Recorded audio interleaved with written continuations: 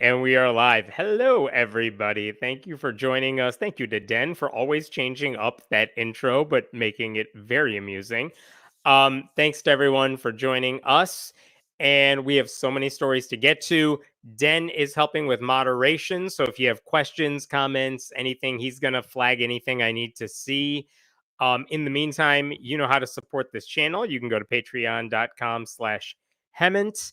I appreciate anything you do there. You can also leave the super chats if you want. And always, as always, you can subscribe to the newsletter right there. I know there should be a story coming out tomorrow as well, and I just didn't have time to work it in to today. But anyway, okay, let's start with all the stuff. Den's gonna be in the comments. I'll leave his name there. I figured I would get started with, I guess, the most interesting news, which is a follow-up of a story I've been covering for weeks and weeks now, which is that Ryan Walters, Oklahoma superintendent of public instruction and like the biggest Christian nationalist in the country, he has been sued. He's been sued by a whole bunch of church-state separation organizations, all of whom are trying to stop him from wasting $3 million to buy Trump Bibles for teachers across the state. And I've made so many videos about Ryan Walters and this specific project, so I'm not going to rehash every single thing, but I did want to go over the highlights before I tell you what this lawsuit entails because it's too amusing. So, in case you need a recap of what Walters has been trying to do, this is a project he's been working on since over the summer because back in June, he issued a memo basically demanding that every public school teacher in the state of Oklahoma incorporate the Bible in their curriculum. And he said it was in order to teach our kids about the history of this country. Because if you want to learn about the history of the United States, you have to read the Bible, since that's where George Washington wrote his diaries or something. I don't know. It doesn't make sense. He also said in that memo, adherence to this mandate is compulsory. And he said that immediate and strict compliance is expected. And everyone saw that memo and they're like, first of all, it's the summer. What the hell do you want us to do? But two, like, what happens if we don't comply? Like, there's nothing in the memo that says what punishment is going to come upon us. Also, you, Ryan Walters, don't get to make the rules about that sort of thing. It's a local school district thing. They get to decide the curriculum, not you. So that was weird. And then in later in the summer, he decided to get more specific, and he specifically laid out like the way he wanted the curricula to change. And here's an example of what I mean. He laid out this memo, instructional support guidelines. It's a 5-page document, and I'll just show you one example of what he did. Look at this section on like the impact on American history. And he said, for example, teachers must highlight key historical moments where the Bible played a role, such as the Mayflower Compact, the Declaration of Independence, the speeches of Abe Lincoln and MLK. And again, like, just because certain things mention the Bible doesn't mean the Bible was necessarily relevant. Like, all of those things, minus MLK, all of those things occurred before anyone knew about evolution. It's not like we had religious diversity. Even the Constitution references the year of our Lord, but it doesn't reference the Bible. You know what I mean? So none of this made any sense, and he went on for pages. This was a weird one. Literary techniques. The Bible uses numerous and various literary techniques, including allegory, metaphor, and parable. That's true because it doesn't tell you the truth. It just uses stories. Anyway, teachers can use biblical texts to illustrate these techniques, enhancing students' literary analysis skills, which again, I promise you, English teachers across Oklahoma and elsewhere have other ways to teach this. They use a variety of texts to teach allegory and metaphor. You don't have to go to the Bible for it. And why would you go to the Bible in certain cases? It makes no sense. But anyway, this is what Ryan Walters was doing. He had all these ways of getting the Bible worked into the classroom. And he also said in interviews This is an example of an interview he did with PBS, just to show you this bit right here. Here you go. Yeah, he said in an interview with PBS, if teachers don't want to teach it, they are compelled to teach it, or they can find another job. So basically threatening to fire anybody who didn't comply, which again, he doesn't have the power to do. But this is what Ryan Walters did. Now, in recent weeks, he has made headlines because he said his office is going to take $3 million and use it to just buy Bibles for everybody so they can make all this happen. But let me back up. School has started. The school year has started, and a whole bunch of superintendents are like, yeah, we're totally not doing any of what Ryan Walters wanted us to do. And these are superintendents of large school districts. They just said, yeah, we just ignored the memo. We don't care. He doesn't get to decide what our teachers do. And anyway, Ryan Walters is now like, well, I'm going to buy you a Bible and make you do this. He also said he's asking the state legislature for another $3 million. So I don't know why, because they can buy even more Bibles. You don't need $6 million to buy a Bible that is already free on the internet.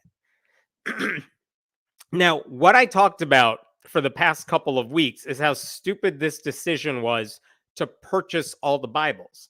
Because if you do the math and you say there are like 43,000 public school teachers in Oklahoma, not all of whom need the Bible by his own metrics, and you spend $3 million on those books, that comes out to like $70 a Bible. And if Ryan Walters got the full $6 million, it would be $140 that he's spending per Bible per teacher. Again, why would you spend at a minimum like $70 on a book for material that is already free online? Because he wanted certain translation of the Bible that is free online. It didn't make any sense. So a couple of weeks ago, he released the guidelines for book publishers. He said, if you are a book publisher and you're willing to supply us, not with 43,000 Bibles, because that's how many teachers there are, he said, let's make it 55,000. That's more Bibles than teachers now. I don't know. But he said, if you can give us 55,000 Bibles for the cheapest price, you'll get the contract. But in the rules that he laid out, he had a list of things that they had to do. So, for example, look at this list. You need to give us 55,000 Bibles within 2 weeks of when we sign the contract. And that's a really quick turnaround. You can't go from we don't have any books to we'll give you 55,000 of them in 2 weeks unless you already have the books printed and they're just sitting in a warehouse somewhere. Interesting. He also said you have to provide the KJV Bible for historical accuracy, which is not a thing that makes any sense. And then this is weird. He said the books they must include copies of the Pledge of Allegiance, the Declaration of Independence, the Constitution, and the Bill of Rights. Why those 4 things specifically? That's weird also, especially when you consider all those things are also free online. But he's like, they have to be included in the book. He said you can't have any study guides in there or narration or commentary. So no like teen Bibles that a publisher might have lying around. And then, weirdly, he said it has to be bound in leather or leather-like material. And when people looked at that list of what every book needed to have, they're like, there's only one book that fulfills all of those requirements. And everyone knows about it because Donald Trump is the dude who's been parading it everywhere. The Trump Bible had the KJV text and all those patriotic documents. Look at that. He even says, this Bible contains, yes, the lyrics to God Bless the USA, which no one was asking for, but then look at the next 4 things. It's exactly the things Ryan Walters was like, you have to have these in it. And by the way, the Trump Bible here that he's holding is bound in leather. So everyone was like, okay, so Ryan Walters just wants to spend taxpayer dollars on the Trump Bible. And then Ryan Walters got caught. And he's like, you guys, that's totally not what I was doing. But then reporters are like, well, what else could you possibly mean? As we talked about, this is Oklahoma Watch. They spoke to a salesperson at one of the largest Christian bookstores in the country, and they're like, you have a lot of Bibles. Do any of your Bibles fit Ryan Walters' requirements? And they said, we have 2,900 Bibles. None of them fit the parameters. So again, more proof that Ryan Walters was just trying to buy the Trump Bibles. So after he got caught, Walters and his office decided to change up the requirements. And I discussed this last week. He changed the rules a little bit. This is his revised plan. And look at what it says at 2.5 here. You do have to have those patriotic documents. However, look what it says in the last line. These can be bound together or separately. So they don't have to be in the book. Theoretically, you could print them out separately and just add a supplement to each book you're giving us. But again, so we went from you have to have these in the book to you just got to include them. But then, look at this last one, 2.7. He said the Bible has to be in leather or leather-bound material. And then it said, oh, by the way, those additional patriotic documents, those also have to be bound in durable material. Which means these publishers just got away from we have to include these things in the book, in the Bible, to we have to waste money making you a brand new book with like 5 pages in it to include this stuff and then ship that along with everything else. Like there's no way any other publisher would qualify for this. So if Ryan Walters was trying to get away from allegations that he just wanted to spend taxpayer money on the Trump Bible, his amended requirements basically said, no, it's still got to be the Trump Bible. I'm just going to make it look like we're not totally doing the Trump Bible, even though that's exactly what he was doing.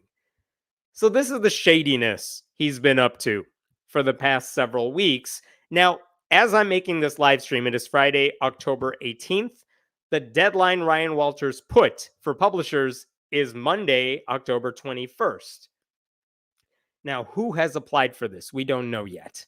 It would be very interesting and totally predictable if the only people submitting a proposal to supply all these books are the people making the Trump Bibles. We will see.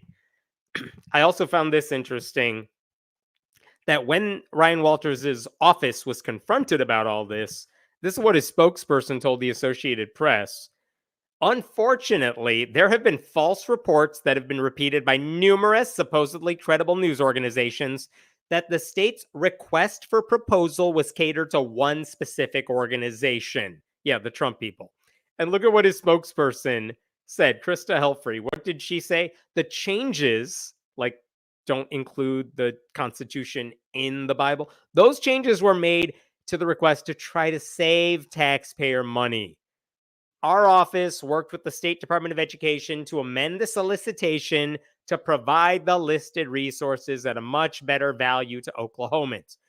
I don't know what any of that means, because if you wanted to save everyone money, you would take the $3 million Ryan Walters wants to spend on these books and say, hey, everybody in Oklahoma, here's 5 cents that we're just giving you. Happy birthday.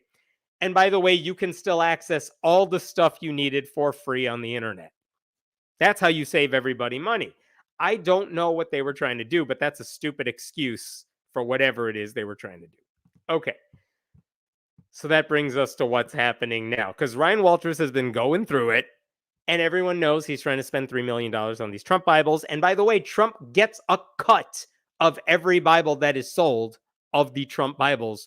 I assume all of them are just sitting in a warehouse waiting to be purchased, and no one's really interested in them because they're expensive. They're like 60 some bucks each plus shipping.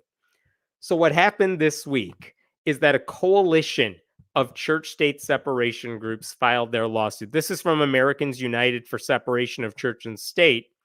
More than 30 Oklahomans, including parents and children, public school teachers, and faith leaders, filed this lawsuit urging the Oklahoma Supreme Court to block State Superintendent of Public Instruction Ryan Walters' mandate that all public schools incorporate the Bible into their curricula.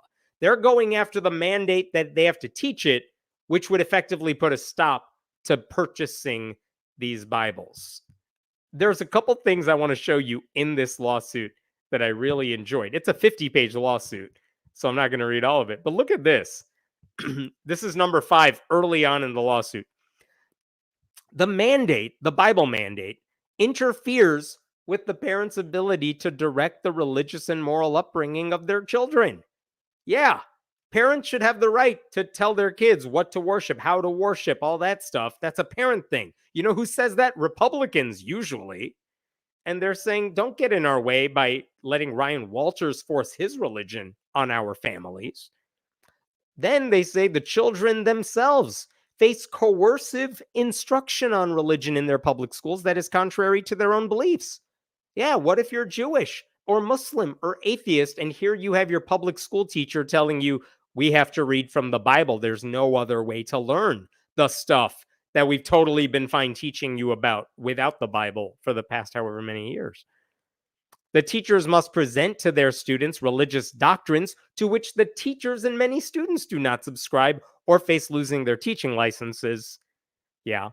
And the spending of state funds to purchase Bibles diverts the tax payments of all the adult petitioners from proper uses to support a single religious tradition. Absolutely. Oklahoma's Constitution says you can't spend public money to endorse, to promote one religion. You may recall that earlier this summer, Ryan Walters was part of a plan to launch a Catholic charter school in the state of Oklahoma, like a taxpayer-funded public school that would still be Catholic run. And Ryan Walters helped make that a thing. And people sued. The Oklahoma Supreme Court shot it down, and they said, look at the Constitution. It says you can't spend public money to promote religion, and that's totally what you're doing. So that charter school did not happen this year. We'll see what they do afterwards. But basically, the argument to the Oklahoma Supreme Court is, look, just follow the same rule here. He wants to use $3 million to promote Christianity. Don't let him get away with it. I think that's a solid argument. They also say later in the Bible, I was just amused by this. They never actually say Donald Trump's name anywhere in the lawsuit unless they're referencing a legal case somewhere. So the one time they do allude to Donald Trump is this part later in the lawsuit. Petitioners, the people suing, are aware of only 2 manufacturers that supply KJV Bibles that are bound in leather or leather-like material and contain all those patriotic documents. One, the supplier of the God Bless the USA Bible, also known as the Greenwood Bible, also known as the Trump Bible, which costs $59.99 and is officially endorsed by a prominent candidate for public office. That's a weird way to just not say Trump's name, but I like it. I also said, number 2, there's the supplier of the We the People Bible, which costs $89.99. And by the way, that We the People Bible is also endorsed by Donald Trump. So they're basically saying, look, we're not going to drag him into this, but also we all know exactly what Ryan Walters is trying to do. Now, I will say that the lawsuit does get very specific. It says Walters violated the Oklahoma Administrative Procedures Act. Basically, if you're a state department and you're issuing new rules, which is what Ryan Walters did with his mandate, there has to be a provision of notice. You have to tell everyone this is the new rule we're going to implement, and you have to allow the public to weigh in on that rule before it goes into effect. The federal government does this all the time. You may have seen this week, like there's a new rule that the Biden administration put into play that says if you can sign up for membership for something online, you have to be able to cancel that membership online. A company cannot make you jump over weird hurdles to cancel a membership when it was so easy to join in, right? Well, that's the sort of rule that they have to put out there early, allow the public to weigh in on, wait a period of time, and then it goes into effect after there's room for change. Ryan Walters didn't do any of that with the Bible mandate. One day he just said, by the way, this is how it is, and he just put it out there. The lawsuit also says superintendents have the authority under state law to select their own instructional materials. Ryan Walters doesn't get to dictate that. They also say Oklahoma's Constitution prohibits state funding for the promotion of religion, like I mentioned. And The lawsuit said we need the courts to weigh in as soon as possible because the deadline for Ryan Walters' Bible project is on Monday. And they're really afraid that he's going to say, well, only one company applied, surprise. So we're going to sign the contract by like Tuesday. They're really afraid he's going to do that. He's going to hand over the money, and then it'll be next to impossible to get it back. So they're asking the courts to weigh in on this as soon as possible before any money goes out the door. So, very interesting lawsuit. As I've pointed out in the past, Oklahoma, depending on whatever metric you want to choose, is ranked near the bottom of the list, maybe 49 in the country when it comes to education. They're not a good state when it comes to education. I think I just read an article today that said Oklahoma's ACT scores for high school students are probably the lowest in the country, or next to the lowest in the country. They come in at under 18 when the top score is 36. Oklahoma needs work on its education, and Ryan Walters has no interest in helping students, just wants to indoctrinate them. And for all the reasons Ryan Walters is bad at his job, and I have discussed that ad nauseum over the past several weeks, I do want to mention even Republicans hate this guy. Just a couple months ago, more than 24 Republican state officials asked the House Speaker in Oklahoma to conduct an investigation into Walters because they said, an investigation could lead to his impeachment. And they did it because this guy was breaking every rule. He wasn't allowing House subcommittees or Senate subcommittees to watch his hearings with the Board of Education. That's illegal. They had allocated money for school security. Ryan Walters was not spending it properly. They had allocated money to help schools purchase asthma inhalers.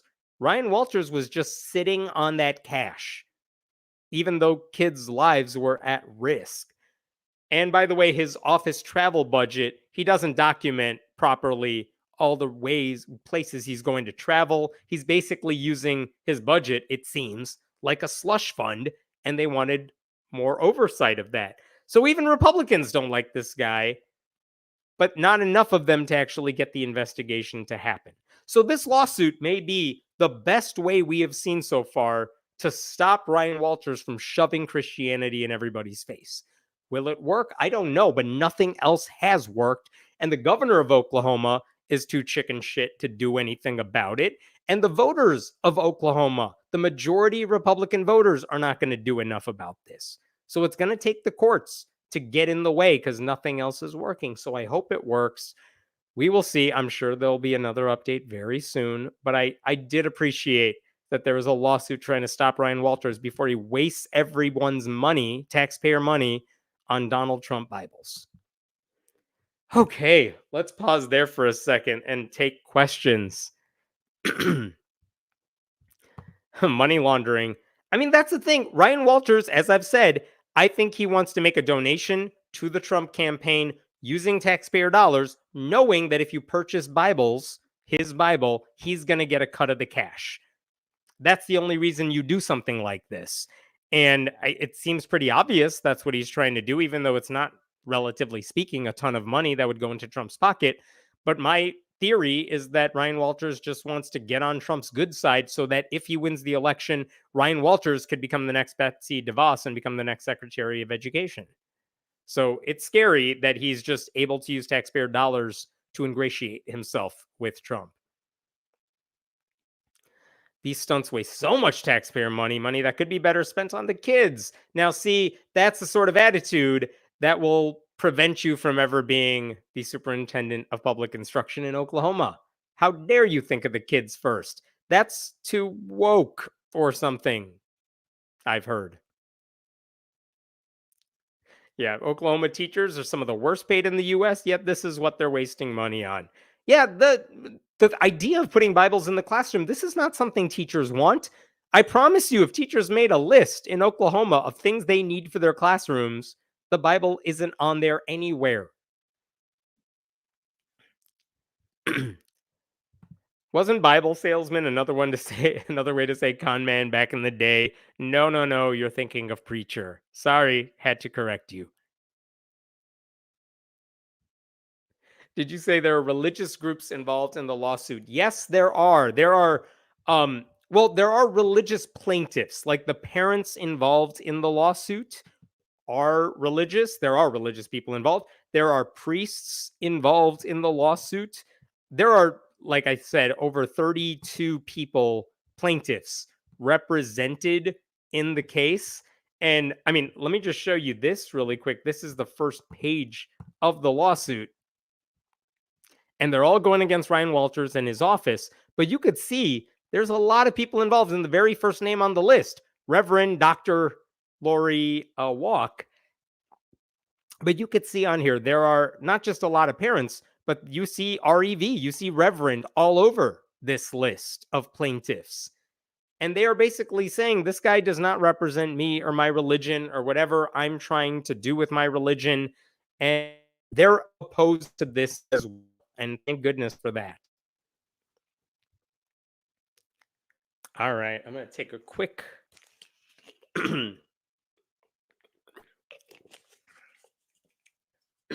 All right. Let me get to a different story here. All right. I swear I heard about this story only because people started complaining about it. But if you live in right wing echo chambers, you probably heard this story a ton this week. You may recall, or you may have heard Donald Trump gave a roast during the Al Smith dinner, which is a dinner in New York that promotes the Catholic Church and Catholic charities. Kamala Harris said she wasn't going to go because why would she? Donald Trump does not have lighthearted, self deprecating roasts. He just does his rally insult comedy where he just says horrible things about everybody. So she didn't want to participate in person, as she should not have.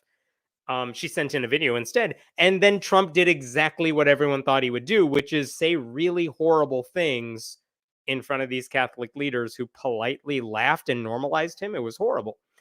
But one of the jokes he made referenced this story that I want to talk about.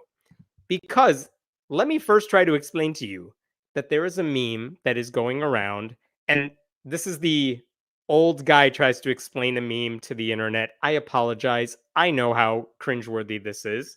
But basically, there is a meme on the internet where, on TikTok, for example, you might see a video of someone eating food, and then the camera pans out to show you this is not their hand. It's the hand of their friend who was feeding them, and they're very unhappy that they were the ones feeding the other person.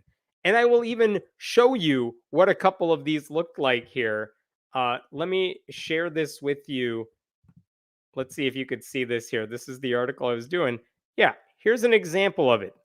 I don't know if you'll be able to see this, but we're going to try anyway. This gentleman is eating something. What happened?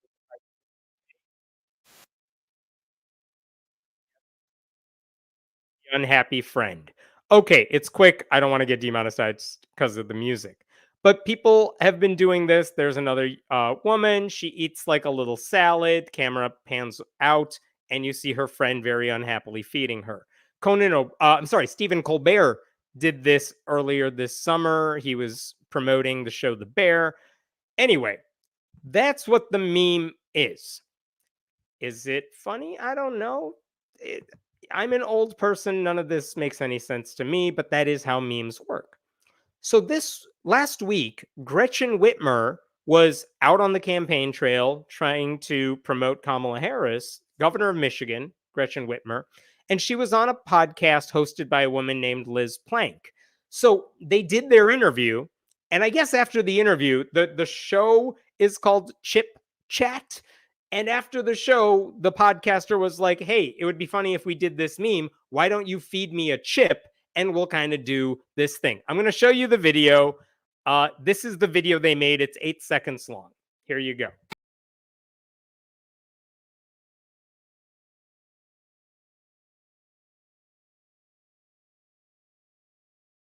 entire video. Now, I don't even know that that fits the meme, because when that first woman you saw was eating a chip, it didn't even look like her own hand, which defeats the purpose of it.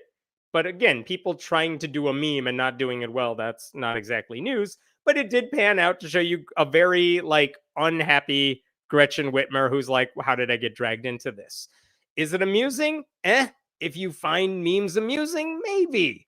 I don't know. Your mileage may vary. That's how internet humor works, right? And after that 8-second video aired, all the right wing people flipped out of their minds. This is a statement issued by the Michigan Catholic Conference right after that came out. Look at this. This skit goes further than the viral online trend that inspired it, specifically imitating the posture and gestures of Catholics receiving the Holy Eucharist, in which we believe that Jesus Christ is truly present. It is not just distasteful or strange.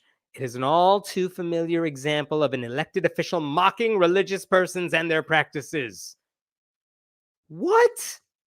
Like, okay, even if you want to grant that they imitated, like, this woman's on her knees and she's being fed, in what world, how selfish and self-centered do you have to be to think that was our thing she was trying to do? No, it wasn't. It's just one woman feeding a chip to another person. It's not like it was a wafer. It's not like they made a sign of the cross. Like, no one else but these dudes were like, oh, she's doing a Catholic thing. But as soon as those guys complained that she was mocking Catholics, everyone jumped on it.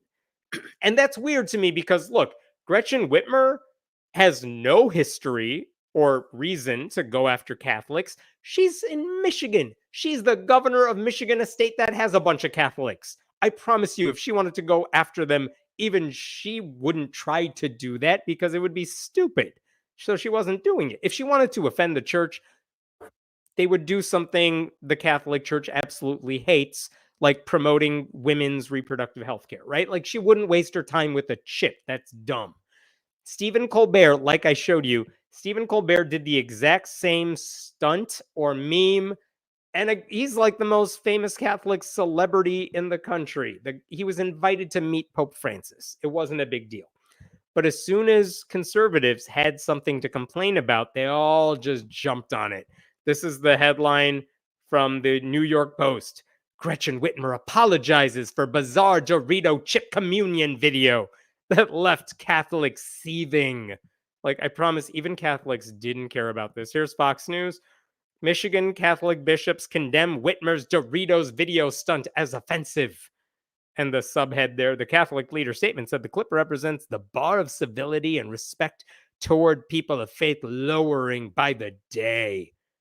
Listen, if you think civility and respect toward people of faith is lowering by the day, blame Donald Trump for like roping them into his campaign, not a governor who was feeding a chip to a podcaster to get some hits online. The most overblown outcry came from a group called the Catholic League, which has no affiliation with the church, and it's really just one dude in his basement who gets paid $1 million a year. This is what Bill Donahue of that group said. What Whitmer did was to deride Holy Communion. There is no wiggle room for her to deny the obvious. What Whitmer did is political suicide. Like, my dude, it was an 8-second video. She was in like 2 seconds of it, and she was feeding a Doritos chip to somebody. If that's what it takes for political suicide, I can't wait to hear what these guys think about when like a president foments a coup because he can't stand losing. It's just utterly over the top, stupid backlash. You know, political suicide would also be going to Detroit and giving a campaign rally in Detroit, doing a campaign rally there, and then telling the audience how shitty Detroit is.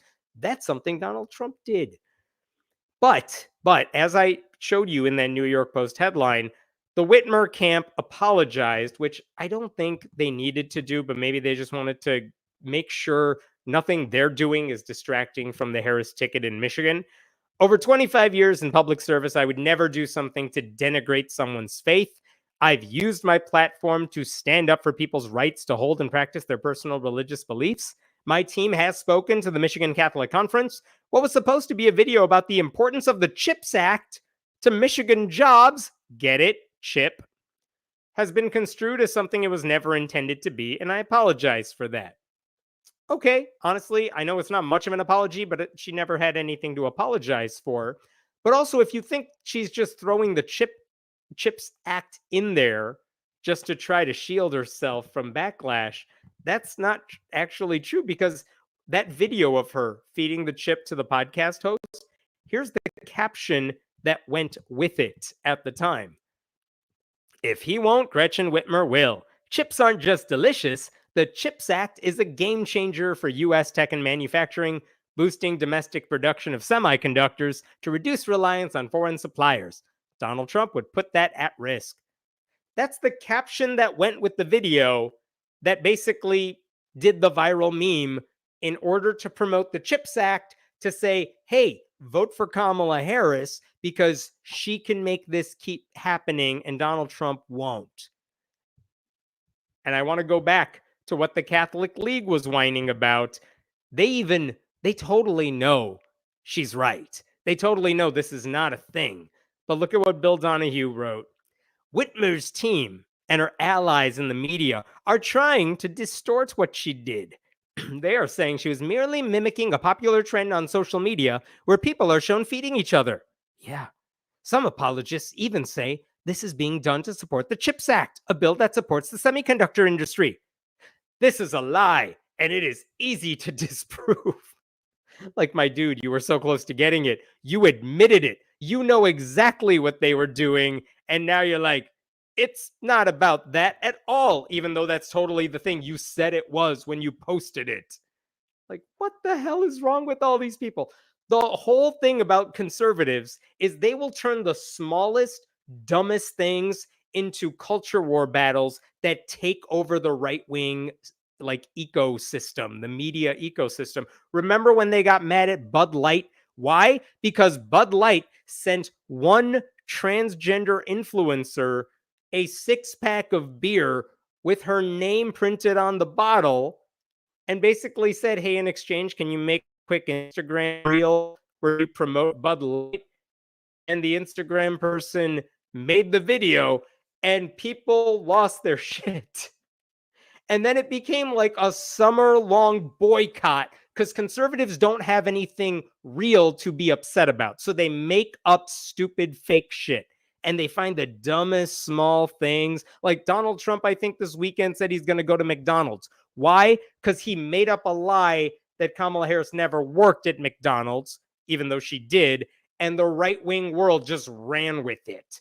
And now it's a whole campaign thing because they can't actually find things they don't like about her. So they just make shit up. This is what they do. If any of these people, Catholics included, gave a damn about desecrating religion, they could criticize Trump for the Trump Bible, which, by the way, is made in China, and for marking it up at a premium cost to sell to the dumbest people in the country. But none of these people are criticizing Trump or the Trump Bible because this is all a game for them. They don't actually care about any of this stuff. They are more upset about a governor feeding someone a Dorito chip than priests molesting kids in their own organizations. That alone is why you should never take them seriously. Okay? Anyway, none of these people let facts ever get in the way of their complaints. And again, I wish this was just a Bill Donahue thing because I know he's crazy. But again, it's not. This is not some fringe right-wing crazy thing. This is a whole, every conservative is jumping on board with this. And again, I brought this up at the beginning of this segment. At the Al Smith dinner, Donald Trump made a joke about like giving communion or the governor of Michigan giving someone communion. And that is the sort of joke that made no sense to anybody unless you live in a world where this is the biggest political story of the week. But that's what happens. Our media is entirely partisan. People don't necessarily know what the other side is even talking about.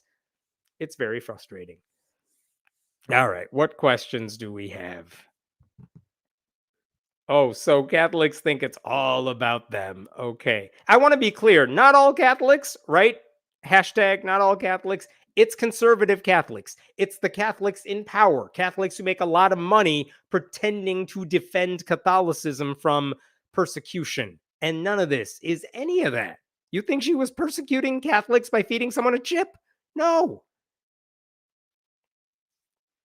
Wait until they see our meme of the crucifixion. Shh, don't tell them. That comes later. That's after the election. Are Doritos now made with the body of Christ? I mean, listen, you give it to a priest, allow them to consecrate it. Who knows? It's all magic. It's all a game. But I promise you, it was not a consecrated Dorito chip that Gretchen Whitmer was using. So, by their own definition, nope. Doritos and Mountain Dew for the Eucharist. Does the afterlife have a beer volcano? That, you know what? More people would go to Catholic services if that's what they had to drink and eat. If you told me the body of Jesus was Mountain Dew, I don't know. I'd consider it for a couple minutes. We'll see.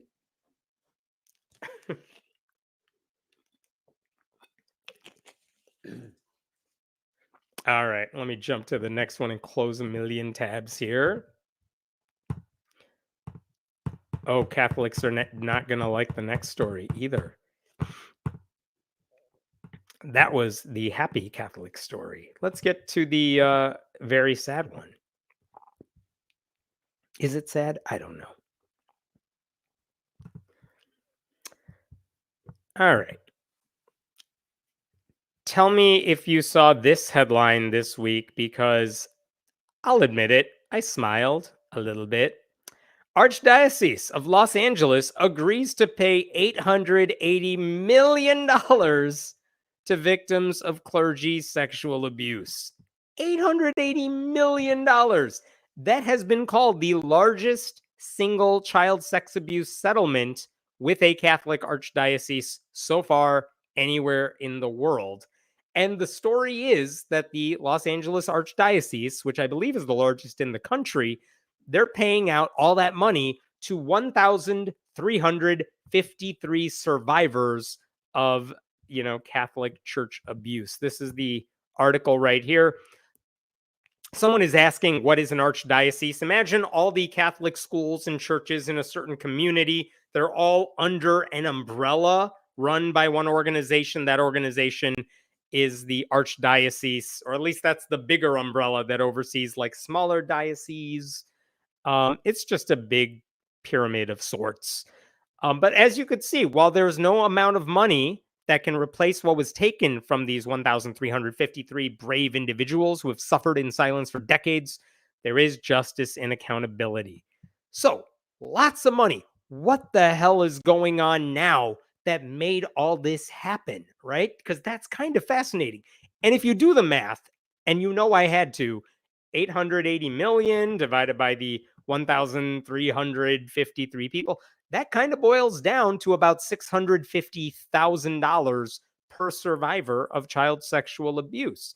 Now, what's going to happen is that the archdiocese said, we're going to give you this money, but they're going to give it to a separate group that will then decide how much the victims need based on their circumstances.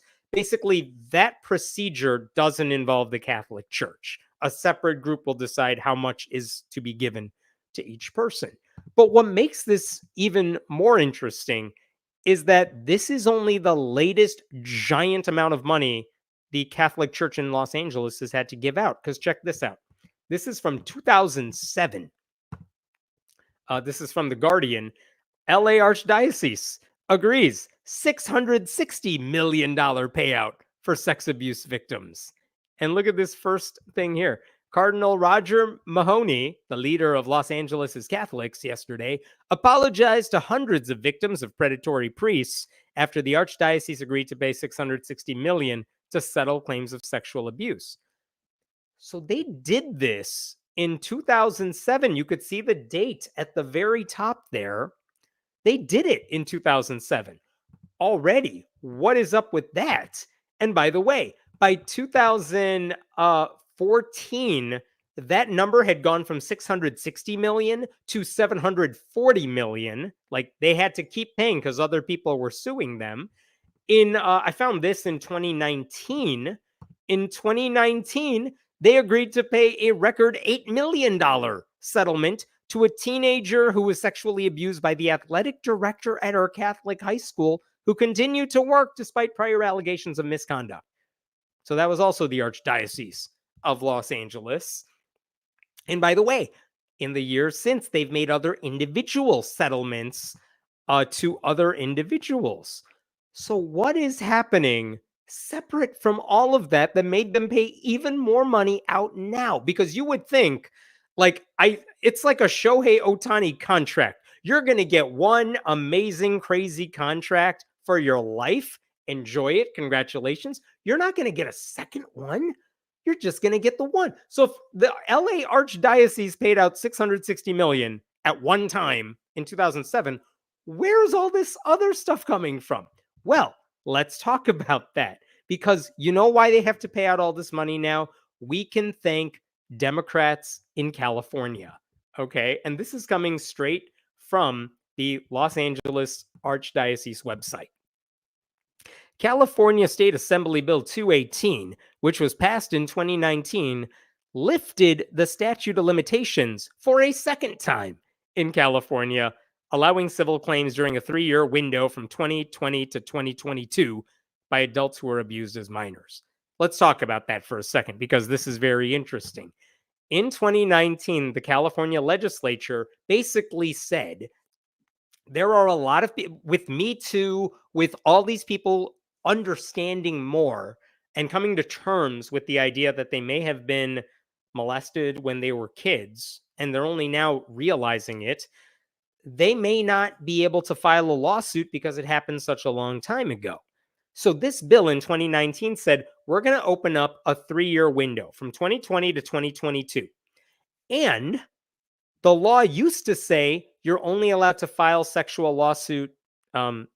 lawsuits if you're up to the age of 26. Well, they said with this bill, we're going to raise it to 40. You can be up to 40. What if you're older than 40 and you were also a victim? Well, they said you're allowed to file a lawsuit up to 5 years after, and I'm quoting here, after you discover that the psychological injury or illness was caused by sexual assault. Because some people who grew up in the Catholic Church and maybe thought, oh my God, what this priest is doing to me is horrible, but I think this is just something that's supposed to happen, or I'm supposed to go along with it. They don't realize until they're 50, 60, maybe seeing these stories in the news that no, that was not normal. That was not okay.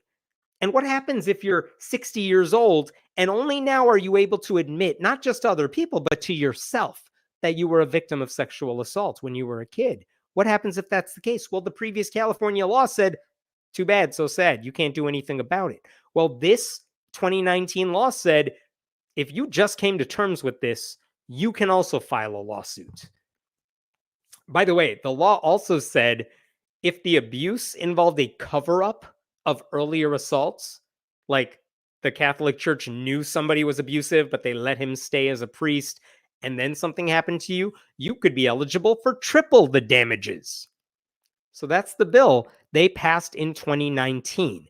And so then this window was open for 3 years. By the way, you know who really hated that law? It was the Archbishop of Los Angeles. Most California Roman Catholic bishops are asking a judge to throw out a 2019 law that allowed accusers of clergy sexual abuse to sue, even if they were molested decades ago. And motions filed in January in Southern and Northern Superior Courts asked judges to rule the bill unconstitutional. One of the people who was pushing for judges to say that law was illegal was Los Angeles Archbishop Jose Gomez. He was trying to get this tossed out. Guess what? It didn't work. That law was declared to be legal. There was nothing wrong with it. And so they did pass that law. They did open up that window where people could file lawsuits, and check out what happened when they did it. The window led to some 4,000 total claims against Catholic dioceses in California, including some 1,900 in which the LA Archdiocese was named. So about half the people who came forward during that window of time said, "Yeah, this happened in Los Angeles when I was there as a kid," which also makes sense because it's the largest archdiocese in the state. And so then, just because you file a lawsuit doesn't mean you're automatically guaranteed anything because they have to adjudicate every lawsuit. But basically, that's what's leading to this announcement we saw this week, where the church said, all right, we cannot handle 1,900 lawsuits because a lot of them are going to be legit. And as you could see, they said over 1,300 of them were absolutely legitimate. That's what the courts found.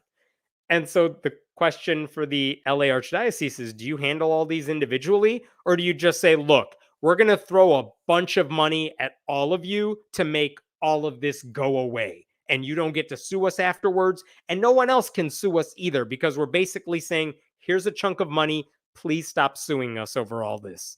And the plaintiffs, the victims of the abuse and their lawyers said, yeah, we'll take that deal. No one else gets to sue you individually. You give us this money, all of these problems go away. And that's what they agreed this week. And they'll pay $880 million as a settlement to make all this stop. Now, one of the things that came up is, well, where are they getting this money from? I saw this comment a lot online. Is this where the tithe money is going in Los Angeles? Like, your tithes are just going into the pockets of child abuse victims? That's actually not the case. This is what the Archdiocese says. Archbishop Gomez said the Archdiocese would fund its settlement through a combination of archdiocesan, I don't know how to pronounce that, reserves, and other assets, as well as loans and payments that can be expected from other parties named in the lawsuits, like religious orders. To put that another way, they have a whole bucket full of money. They're like Scrooge McDuck, and the Pope lives in the giant money bin. And they said, we'll just give you some of our money there. How much do you need? Oh, almost $1 billion. Give us a second. Then they walked away and they came back with $1 billion.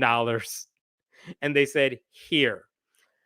The Archbishop stressed that no funds would be used from parishes or school donations or other collections and campaigns that they use to help other groups of people. So basically saying, look, we're not taking your tithe money, we're taking our assets. We're going to go to the Cayman Islands, grab a little money, we'll come back, deal with it. And like, okay, I guess.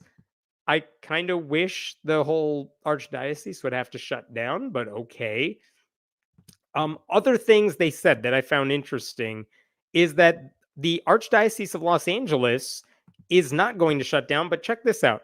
In California, the fallout from that law that was passed a few years ago in California, it was cited in recent bankruptcy announcements by other Catholic dioceses, including Fresno, Oakland, Santa Rosa, Sacramento, San Diego, and San Francisco, the Archdiocese of San Francisco. They all declared bankruptcy. They all said it's because that window was opened and all these people filed lawsuits and all of these victims exist because priests molested them. And they all said, we're going to declare bankruptcy. In the case of Los Angeles, the largest in the country, one of the largest worldwide, officials indicated that a bankruptcy filing was not a financially sound solution. Okay. I mean, man, how nice is it to have to give up $880 million in one fell swoop? And you're still like, you know what? Bankruptcy's not the worst option here. Like, or we're okay not doing a bankruptcy. We have enough money to go around. Like, it's almost, I kind of want to know how much more money they have just lying around that they didn't have to declare bankruptcy. But okay. The Archbishop also issued an apology on the website, which I feel like I have to share, but I don't feel like it. I'm sorry for every one of these incidents from the bottom of my heart. My hope is that this settlement will provide some measure of healing for what these men and women have suffered. Okay, maybe he's sincere about that, even though this is the same guy who tried to stop that law from going into effect. But let me try to give Gomez some credit. His predecessor was Roger Mahoney, who not only was involved with that first payout from like 2007, Mahoney actively tried to conceal sex abuse cases from law enforcement officials. And part of the new settlement this week is that the Archdiocese says we'll release files that documented abuse as we knew it. So, I agree. I hope it provides closure for some of those survivors and their families. But I go back to thinking, if the LA Archdiocese is not declaring bankruptcy, they're basically saying, we have enough money, we'll give you this much, and we're still going to be okay. That makes me think the Catholic Church in this case got off really easy. It's like telling Elon Musk, hey, you have to pay a fine of $1 billion. Is it a lot of money? Yes. Is it a lot of money to him? No, not really. If he loses $1 billion, he's not going to notice. He spent $44 billion on Twitter and nothing changed in his case. He just got richer. So asking the Archdiocese to pay hundreds of millions of dollars at once, on top of the hundreds of millions they paid like 2 decades ago, they're still doing just fine. The only thing that's hurt maybe is its reputation. But honestly, if you thought the LA Archdiocese had a good reputation already, you're part of the problem. Like, their reputation should have been shot years ago. And nobody's going to jail. That needs to be pointed out too. The churches and the Catholic schools in this archdiocese, they're still going to be existing after all this is over. Now, I believe the Archbishop Gomez, he said, there is no one who is working in our archdiocese today who is accused of anything in these settlements. Like, all the people who are accused of committing these crimes, they're either dead or they're no longer working for the church, which is good.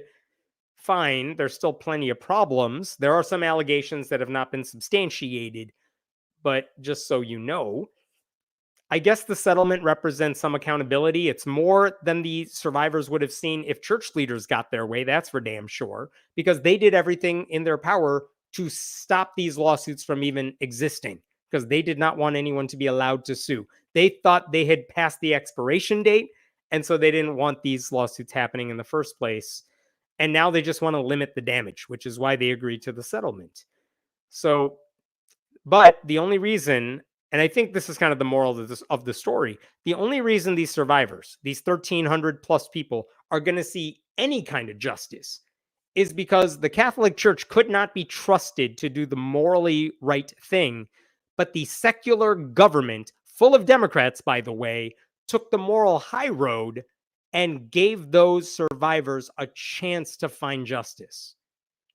And they had plenty of religious opposition, and they did it anyway. So again, if you're looking for who the moral heroes are in this story, it's the Democrats who passed the law and not the Catholic officials who, after they tried every other thing to put a stop to it and it failed, they said, fine, here's some money, go away.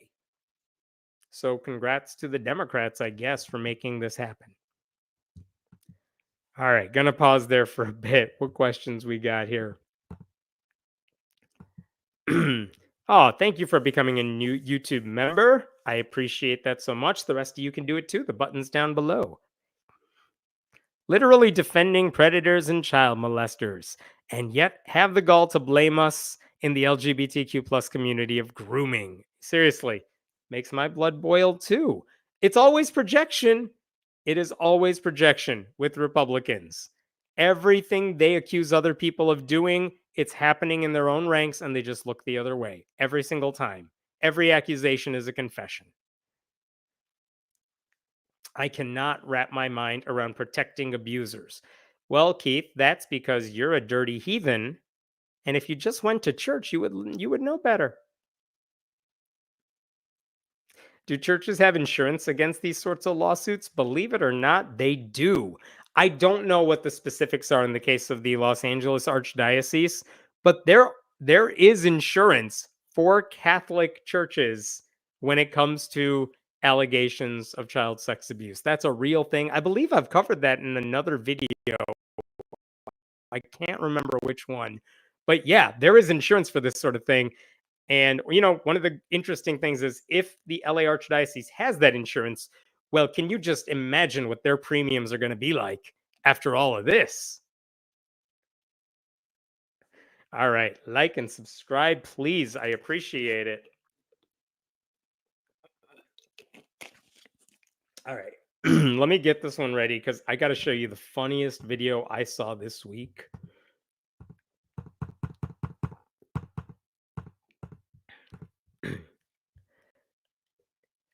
Okay. This is a story about a school district in North Carolina. I had not heard of it before this week, but it's the Iredell Statesville Schools and the Board of Education there. Iredell. Iredell, one of those or the other. But basically, there was a school board member in that district who said, "You guys, I have an idea. Let's put a copy of the Ten Commandments inside the libraries or at the entrances of every building in our school district."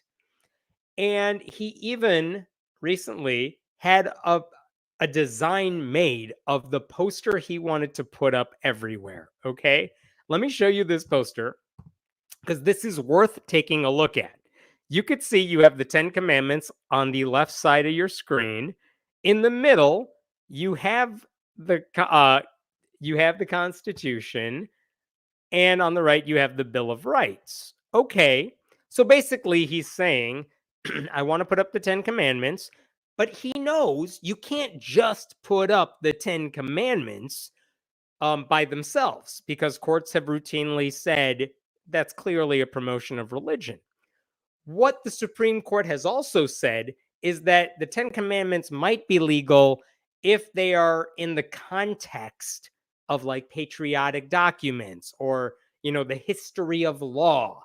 And if you have a whole series of displays and one of them happens to be the Ten Commandments, that might be legal. Now, as I've made a video before, Louisiana right now has passed a law saying every school has to put up the Ten Commandments and just the Ten Commandments in every classroom, and they're going to court over this because Louisiana wants to change this law, and they think the Supreme Court will make it happen. But for now, Supreme Court precedents and all the law says you can't just put up the Ten Commandments. It's got to come surrounded by other things. Just like you can't put a nativity scene outside a courthouse, but it would be legal if you had a menorah next to it and Santa next to it and other secular holiday displays around. Then the nativity is surrounded by things, so it's just a holiday display, not a Christian display. Okay, so that's the thinking behind this. But here's the problem with this image, and you can kind of see it already. If the guy's argument who wanted to put this up is that I want to put up the Ten Commandments, but I got to do it in a way that's legal. So here, let me put these other two documents next to it. Well, the problem is everyone can read the Ten Commandments on the left. If you walked up to the poster and tried to read it, you could read it, but you obviously cannot read the Constitution in the middle. You cannot read the Bill of Rights on the side there. It's the font is way too tiny. And in fact, if you zoom in on these images, it is practically illegible. So if the idea is we want kids to see all of these documents, well, this image is like proving that whole theory is bullshit.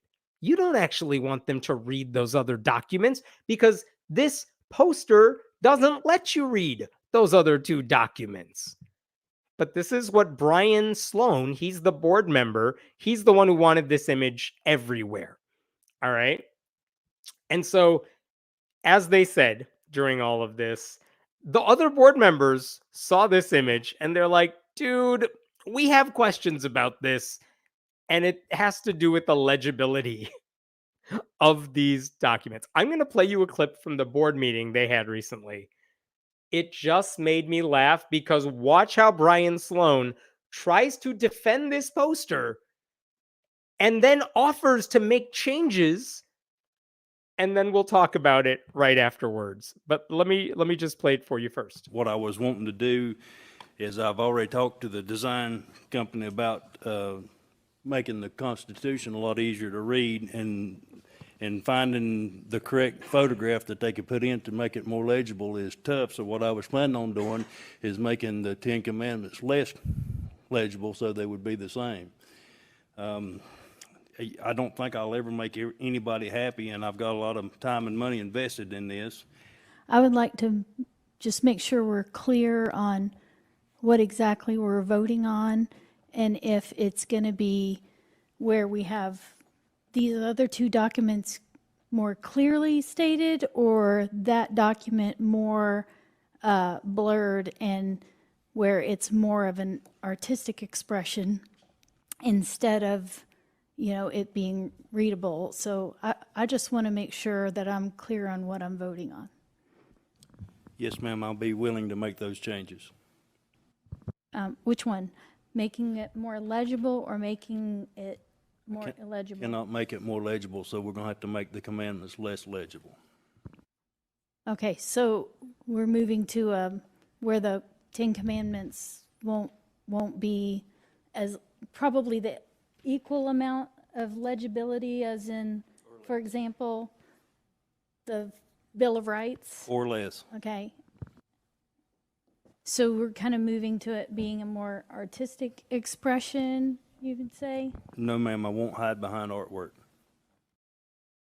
I don't know if you could hear that. I'll make it louder when I post this up on YouTube, but just in case you missed what he was saying, they asked, hey, we can't read those other two documents, and that seems like it would have legal issues. So can you make changes to the image? And the guy, Brian Sloan's like, yeah, I'll talk to the designers and we'll make the change.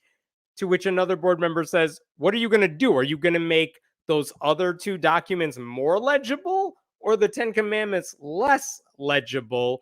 And he's like, well, those other two documents cannot be made more legible because it's tiny font. So I guess we'll make the Ten Commandments harder to read.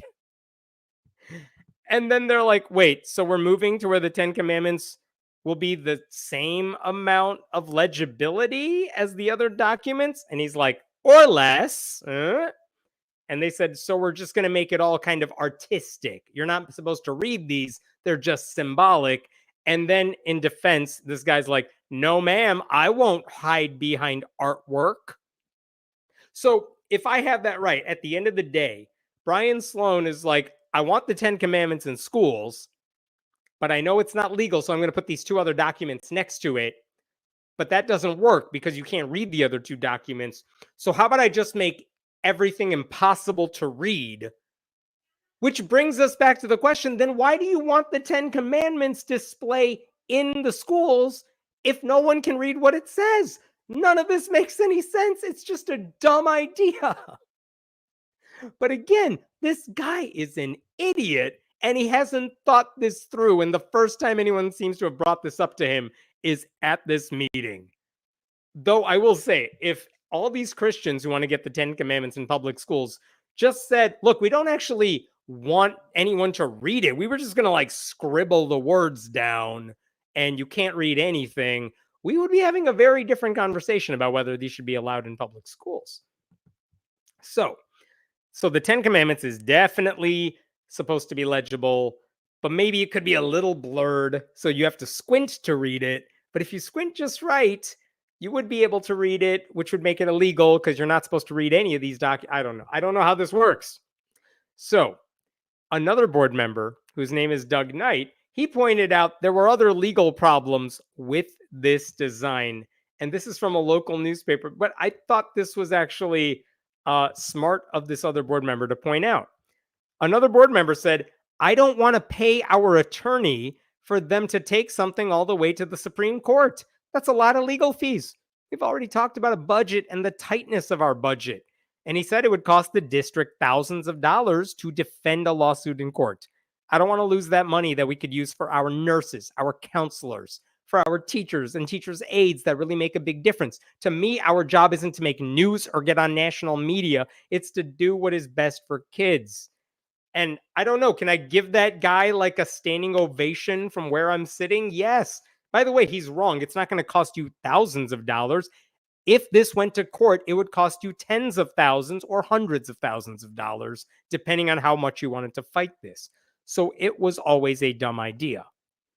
Now, before they had that meeting this week, they got a letter from the Freedom from Religion Foundation. And the Freedom from Religion Foundation heard that they were considering this poster, and they sent a letter telling the board, listen, if you people go through with this, they didn't even care about the legibility because they didn't know that was an issue. But they wrote this letter saying, if you guys go through with this, we will have to do something about it. And this is what attorney Chris Line wrote. We request that the school honor the district, honor the Constitution, and safeguard the freedom of conscience of school children and the rights of parents to direct the religious upbringing of their children. Not only is this required by the Establishment Clause, which, by the way, they would probably know if they could read the damn poster that was in front of them, it is sound policy, as any challenges to the displays could be costly. Wink, wink. We asked for a response in writing outlining the actions that the board will take. So they sent that letter. And actually, Knight, the guy who made the good point that I shared with you a second ago, he actually referenced that at the meeting. Look at this. He said he received emails from a national organization about challenging the legality of displaying this dude's poster in district schools. So it did have an effect on the meeting that I just played for you, because some of these board members are like, do we want to go to court over this board member's idiotic idea? And they were like, I'm not sure this is worth it. I don't know if this is the fight we want to have. So anyway, Freedom from Religion Foundation told them that, look, there are laws in North Carolina that allow public schools to display documents of historical significance. And that is true. If you put the 10 Commandments up as part of a larger display, it might be legal, depending on how you do it. But the law also requires those displays. The North Carolina law says if you put up one of those types of displays, you have to include a prominent sign quoting the First Amendment of the U.S. Constitution, which means like a barely legible, tiny font version of the First Amendment does not count. So here's what happened at the board meeting. Sloan was like, he wanted everyone to vote on his poster. There were 7 members. And he's like, can we vote on this? And no one wanted to second his motion. So then there was the question, can we postpone the vote to next month? And they voted 4-3 not to postpone it, which effectively killed the idea in its tracks, because no one would second the motion to come up for a vote, so they didn't vote on it, and no one wanted to discuss it in the future, so the idea is dead for now. 4 members of the board did the right thing, and the Freedom from Religion Foundation ended up doing what, I mean, basically a victory lap, and I think it's well-deserved in this case. This is what they said. Here we go. The first commandment is reason enough to reject this scheme, since a public school board has no business dictating to other people's children how many gods to worship, which gods to worship, or whether to worship any gods at all. We are pleased that the school board officials are instead upholding the First Amendment. Yeah, good. Good for FFRF for getting them to do it, and it's the right move. The district gets a win. The kids in the district get the win. And the only person who loses is Brian Sloan, who doesn't get to turn this into an extension of his church. By the way, when I was doing research on this story, I was looking up this dude's biography. And there were 2 things I wanted to point out about it, because one of them made me laugh, the other made me cry. First of all, in his biography on the school district's website, here's Brian Sloan. This is probably like the biography he submitted, right? That's what happens in these cases. Let me scroll down to this. One word that Mr. Sloan would use to describe himself would be forgiven. He explained that with that word, a lot of words have to go with it, like guilty and thankful. I'm just going to pause there to say, I know that's just Christian talk. We are forgiven. We are all sinners. We're guilty. But that's a weird way to describe yourself. How would you describe yourself in 3 words?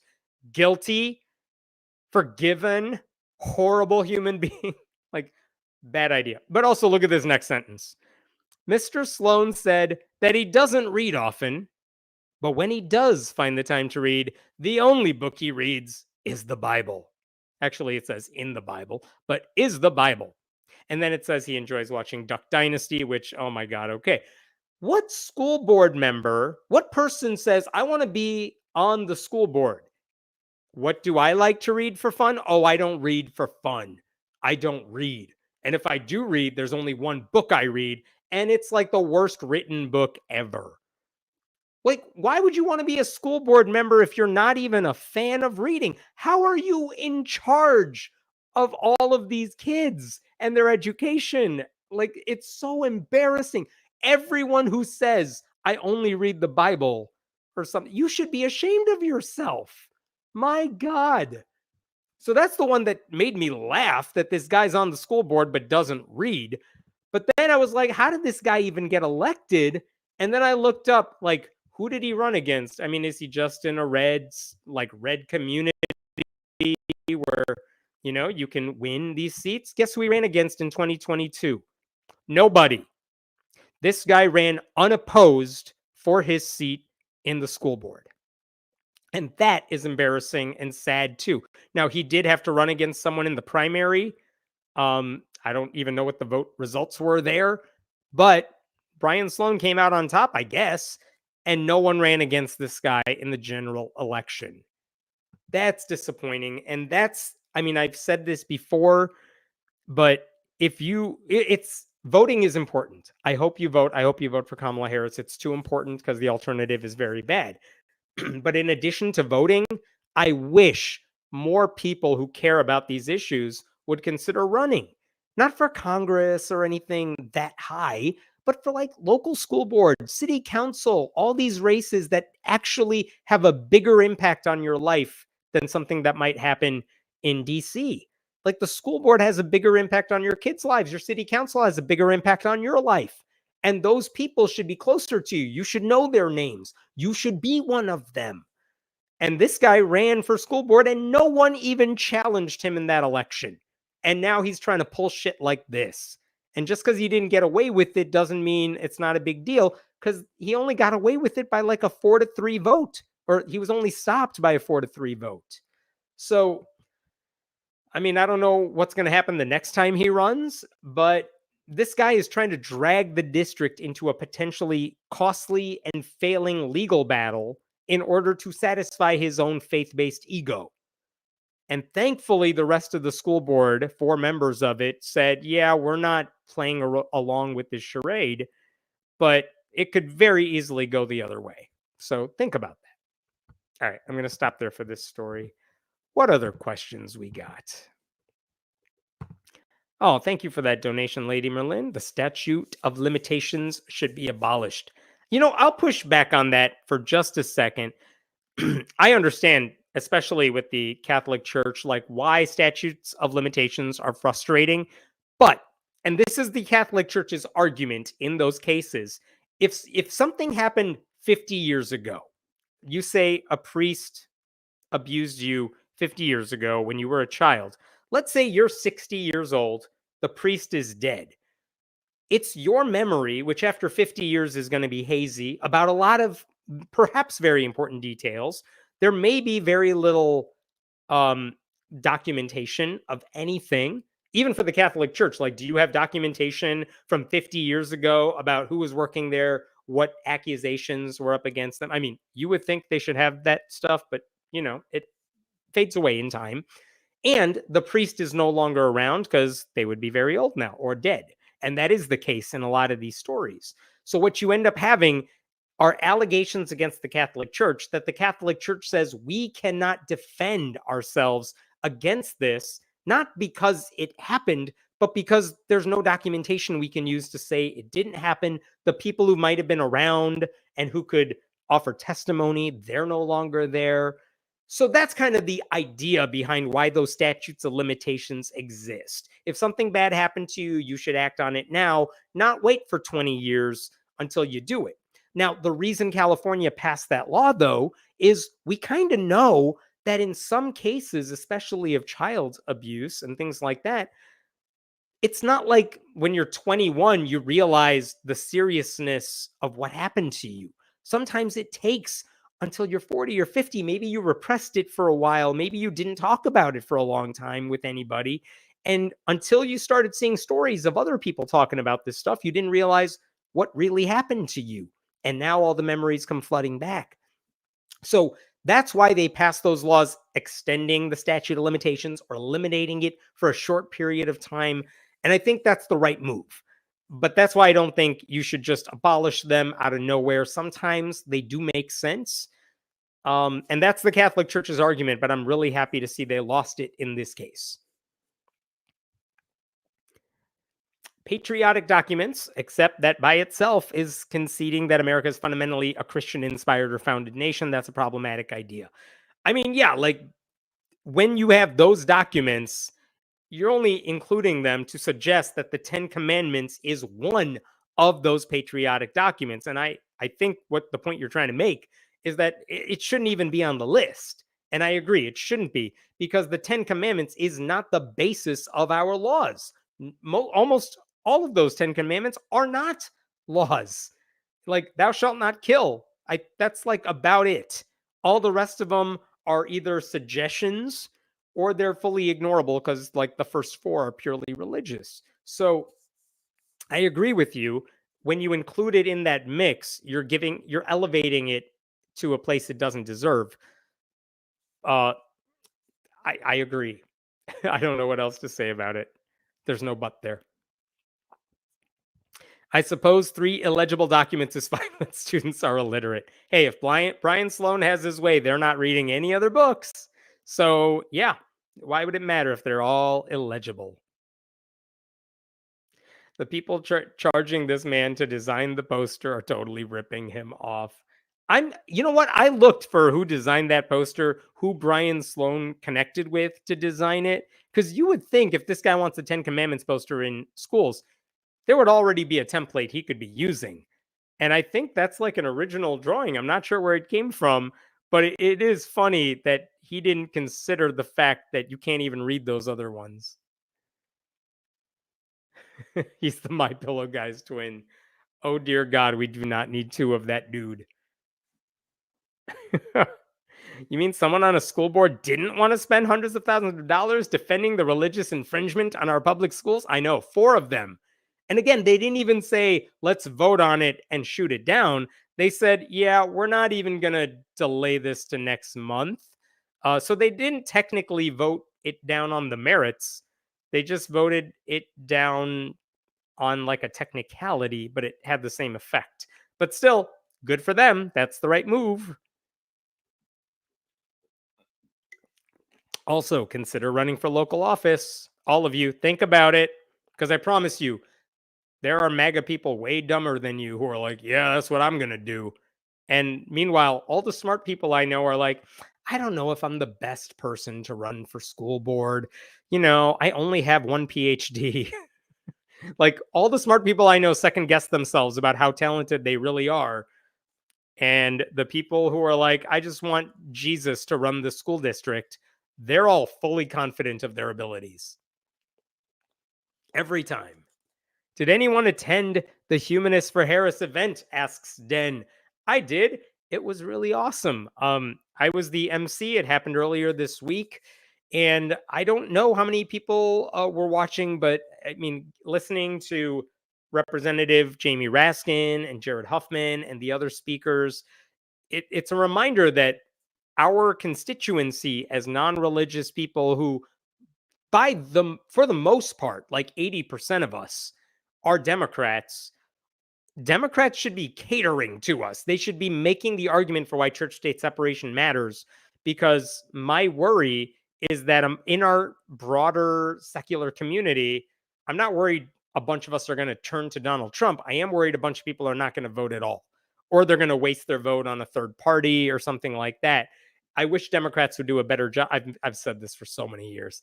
I wish they would do a better job of including us when they make their pitches. But the fact that this event, it was sponsored by the Secular Democrats of America, which is connected with the Democratic National Committee. So this is something that the party knew about in theory. like small fries compared to other big events. But I thought it was a really wonderful event. I'm so happy that like 2 members of Congress are like, no, we want to talk to humanists for this. And they did. And it was a really positive thing overall. I know I've said this one too. I already voted. I mailed in my ballot. I know they received it, but in Illinois, mail-in voting is easy. Go vote. Pretty much every state's going to have early voting opening up soon if they haven't already. Do it. Bring a friend with you. Bring a smart friend with you and go vote. Please vote Democrat up and down the ballot, because as much criticism as I have for certain aspects of the party and its platform, and even Kamala Harris, trying to fight these battles under Donald Trump would be infinitesimally, what's the word? It would just be harder. At least under a Democratic controlled system, even though they might lose the Senate, having a Democratic president, you can organize, you can fight them, you can push back and criticize. Under Trump, it's just going to go from bad to worse. So please think about that. Okay, let me jump to, I have a couple more stories I wanted to share with you. This one is unique. I didn't see this anywhere else. And I'm really proud of this story too, so I wanted to share this with you.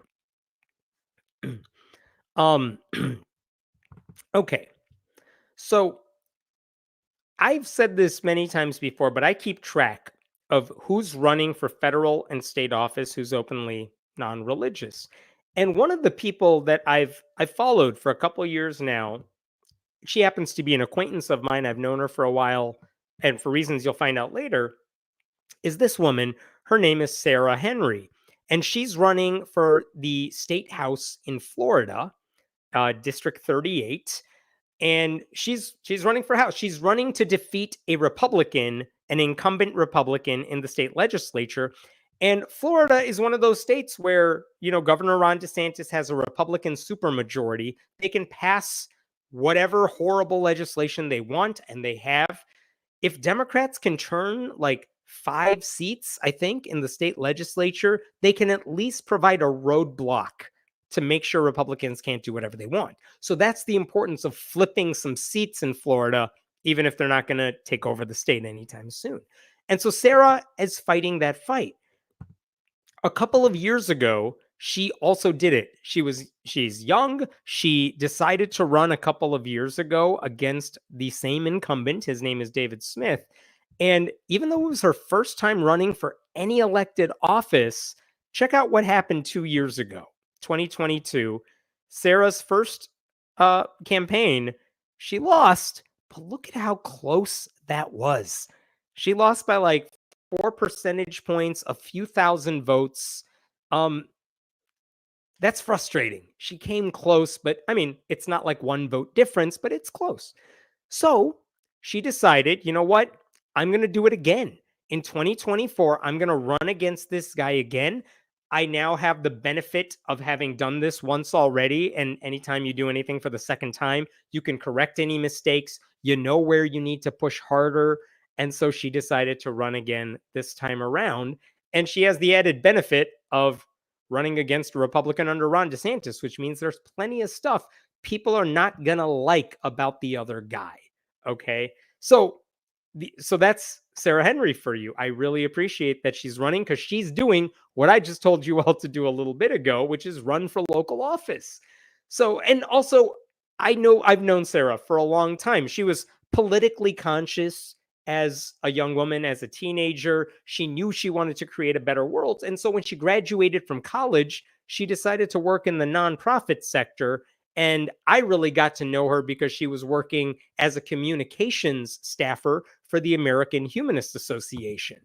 And so that's how I began interacting with her. And I always thought, super smart. I can't wait to see what this person does later on. What was interesting about being the communications person for the American Humanist Association, though, is that means you got to represent the AHA when they're doing whatever it is they're doing. And about 5 years ago, 2019, there was a lawsuit that involved a giant Christian cross on public property in the state of Maryland. It was called like the Peace Cross, the Bladensburg Cross, but it was this giant Christian cross on public property. And basically, the argument was that's a World War I veterans memorial. It's not a Christian thing. We're just honoring the veterans. And if you look at it, you're like, dude, that's promoting Christianity. And the AHA filed a lawsuit. This took several years, but it got to the Supreme Court. And the question was, everyone can see this is a Christian cross. But if the city is saying it's a war memorial, can the city maintain it? Can they pay money to maintain its upkeep and support this giant Christian cross in town? And the Supreme Court ultimately said, well, it's been around for a long time, so it's fine. Tradition is all that matters. So if you put up your Christian cross like 50, 60, 70 years ago, let it stay. It's okay. Very annoying result. But the American Humanist Association was the group filing that lawsuit and fighting against it, which meant at one point, Sarah Henry was tasked to go on Fox News on Laura Ingraham's show, and defend what the AHA was doing. And I've seen that segment. She does a wonderful job explaining that, what the AHA is doing is not anti-Christian. They're just trying to represent everybody. This is about church-state separation and the proper role of government. So again, but that's the sort of thing Sarah had to do when she was working for the AHA. She also worked for their newsletter. And this is an example. I want to show you this too. She did an interview with someone who had written deeply about white supremacy, male supremacy, the patriarchy. She was interviewing someone for the American Humanist Association's like online newsletter. And this is one of the questions that Sarah was asking this researcher. Check this out. This is SH, Sarah Henry. It seems to me that more often than not, religious dominionism, white nationalism, and male supremacy are inextricably intertwined. Is that something you have found in your work? And the response, interestingly, is actually, I found a lot of secular misogyny. But she later goes on to say, yeah, there is religious misogyny too. And the thing is, now that we talk about Project 2025 and white Christian nationalism, what Sarah actually said makes a lot of sense. Like, yes, religious dominionism, the idea that Christians want to take over the country in every aspect, and white nationalism, and this make America great again sort of pride, and male supremacy, that stuff does go hand in hand. If you made the Venn diagram, you are looking at three overlapping circles by and large, right?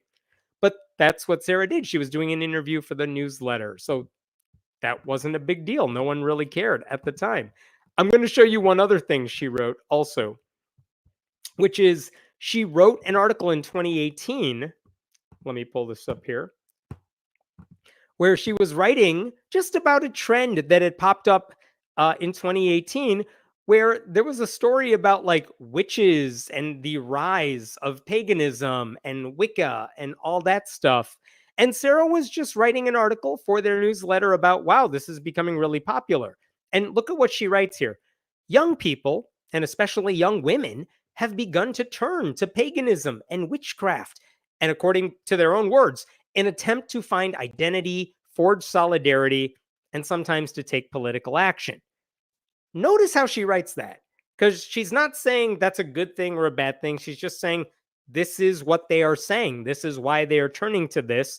And remember, this is 2018. This is in the middle of the Trump administration.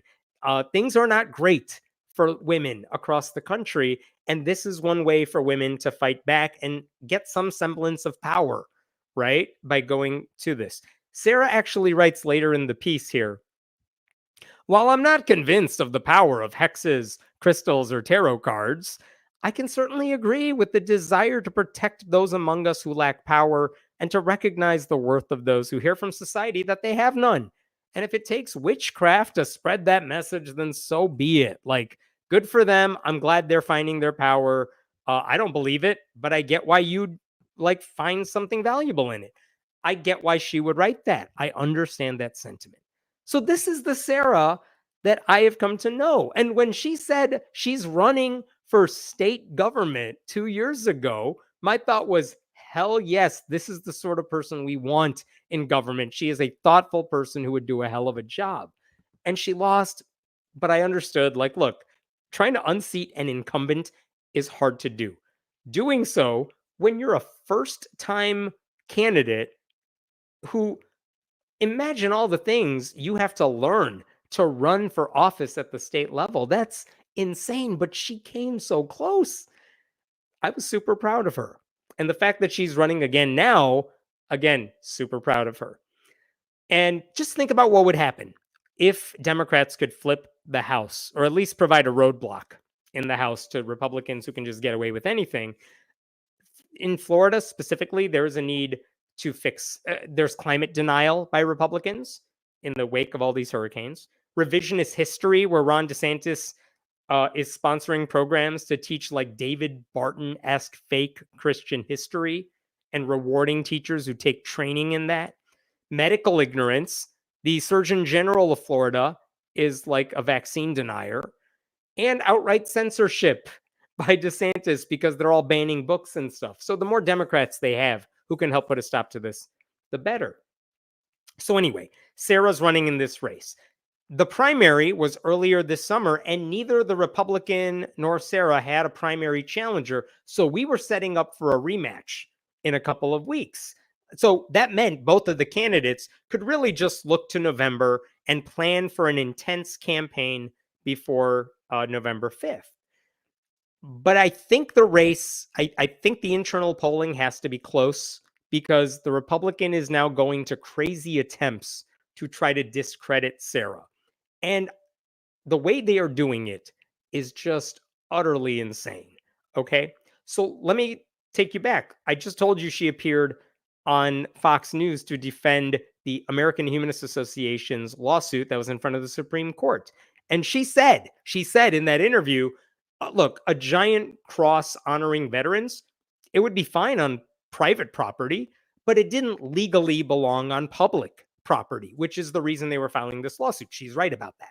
She has also said on behalf of the AHA that public school football and softball coaches should not be leading prayers before games because that's coercive. It puts pressure on non-Christian athletes to join in.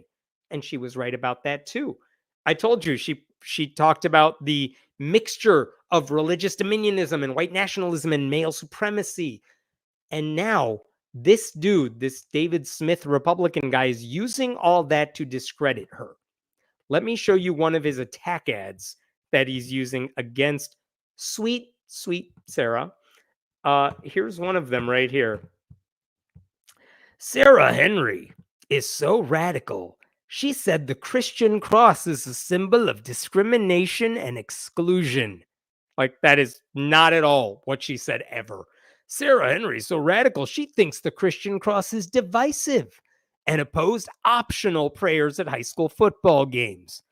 Those coach-led prayers, the reason they're a problem is because they're not really optional. There is pressure for students to join in. We know that. Henry even called Christians white nationalists. She did not. She didn't. They're not. But there are some Christians who are white Christian nationalists. It's called a subset. She did not say that, though. Sarah Henry is so radical, so extreme. Her hateful views of Christians should disqualify her from holding office. Like, my dude, her views about certain Christians are no different than the views of a lot of other progressive Christians. Vote against politician Sarah Henry. This may be my favorite thing about this mailer. Vote against politician Sarah Henry. The incumbent sitting Republican in the state house is calling Sarah, who's never held elected office, a politician. So that's just mailer one is what he's using. Let me show you a different one. Radical politician Sarah Henry. It's a lot of the same stuff, I know. Referred to Christians as white nationalists, the cross as a symbol of exclusion, and Christianity as inherently discriminatory. I see this comment, and I want to bring it up right now. Is that the worst photo they could find of Sarah Henry? The answer is yes, because she's a happy-go-lucky, very positive person.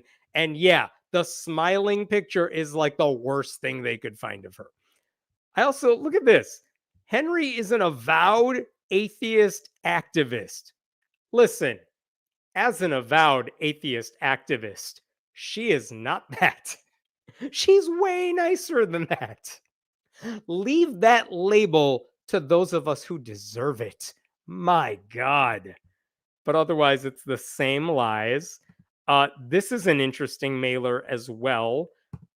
This just, not only does radical atheist activist Sarah Henry hate Christians in highlights, like where has she ever said that? Where has she ever implied that? Nowhere. She makes dozens of hateful and dangerous remarks that make her unfit to serve. Right, we've been through them. This is, I think, the back of that same mailer. And look at this. They quoted the thing I already showed you. Young women and especially, young people and especially young women have begun to turn to paganism and witchcraft in an attempt to find identity, forge solidarity, and sometimes take political action. Not only is she, did she say the things in the quotation marks?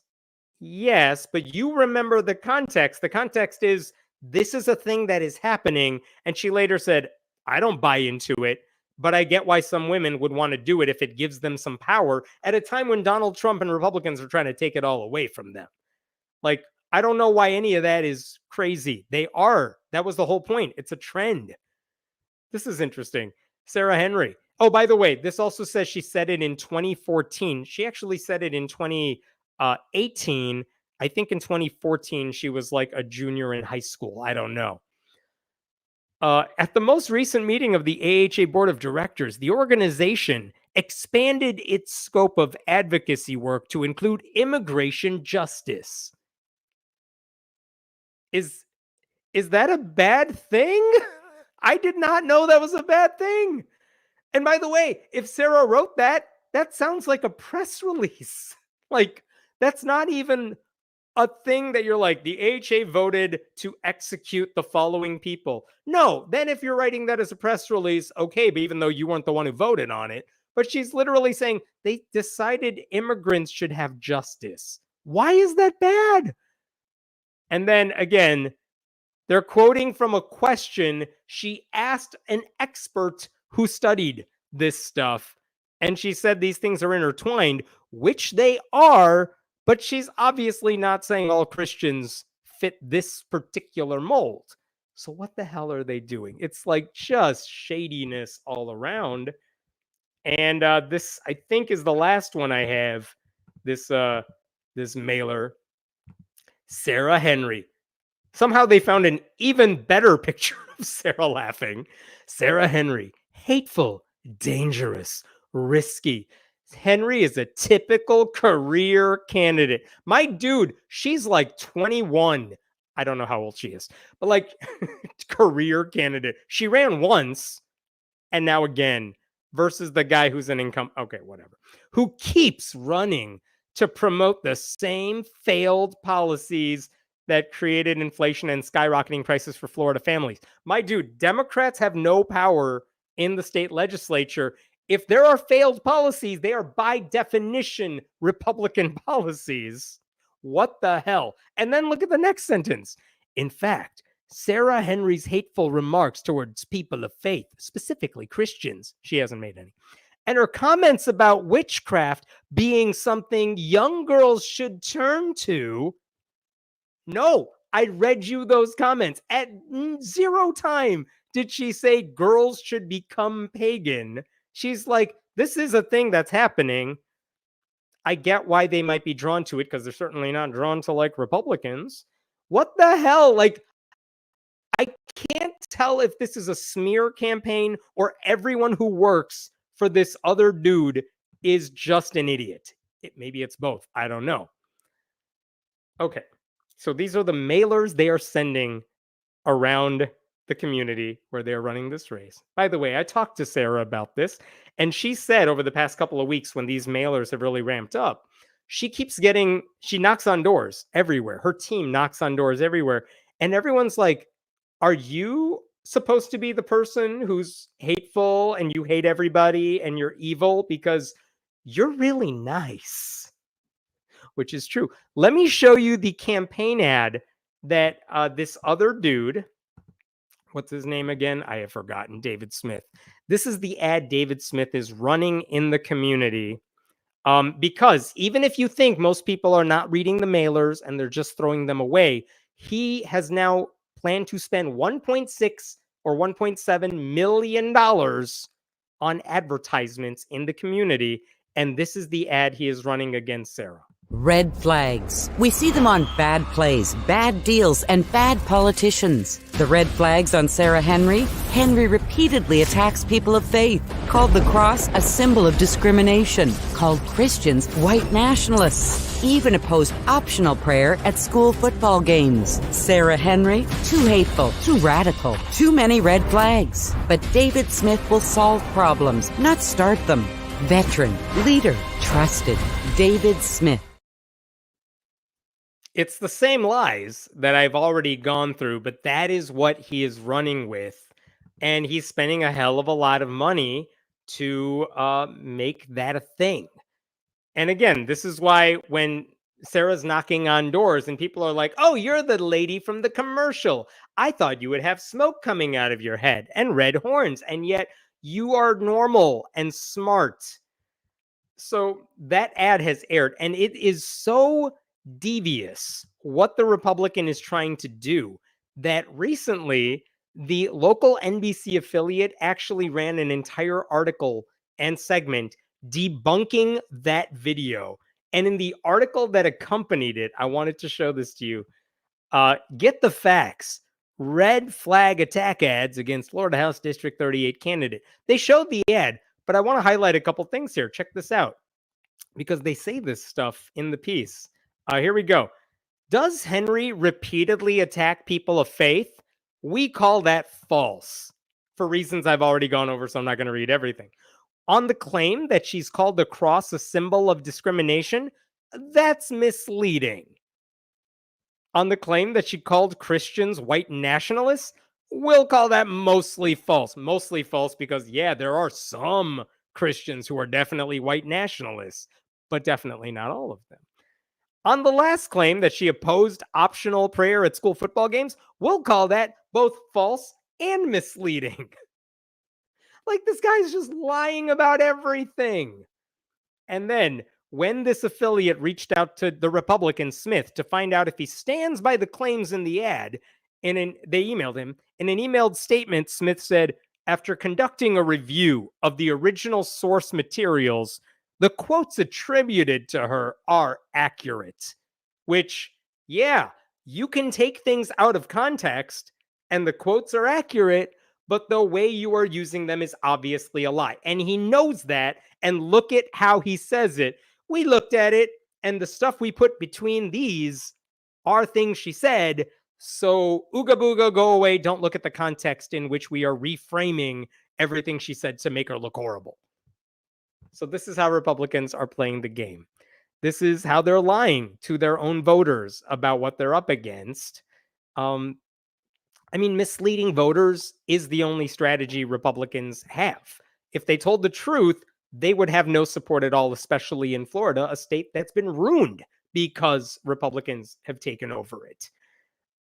I don't know how effective that ad is, but when you put $1.7 million behind any campaign ad, people are going to see it. And so I will say one thing I did appreciate. I found this interesting. That ad that they are running against Sarah, think about the things you would expect Republicans to run on against Democrats. You might say, I would expect them to be like, Sarah supports abortion rights and human rights and voting rights and all those other things conservatives really hate. But no, they're running on the don't vote for this evil lady because she's not a Christian and she thinks Christians are evil, which is not true. And they're doing a horrible job of making that argument. I mean, it's inaccurate and it's offensive. Honestly, I'm surprised because it's gone out of style. I think if you use someone's religion or lack thereof as an attack, I think these days most people are like, ew, that's disgusting. If someone's Muslim, you don't say this person's evil because they're Muslim. Like, no, Muslims are fine if they're running. I want to know their policies. I have voted for Christians or Muslims or people whose religious affiliation I did not know all the time in every election. I want to know their policies. So I talked to Sarah about this. Here's what she told me. She said the ad and the attacks against her are disqualifying. They should be disqualifying for the other guy.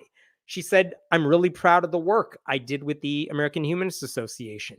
She said that if you look at her platform on her website, and then maybe you could include her website in the comments, her platform has nothing to do with advancing her personal religious views because she's not here to foist her personal beliefs on everybody. Her platform is about affordable housing, reproductive rights, public education, gun safety, and protecting the environment. Things that are good for all Floridians, regardless of their religious background.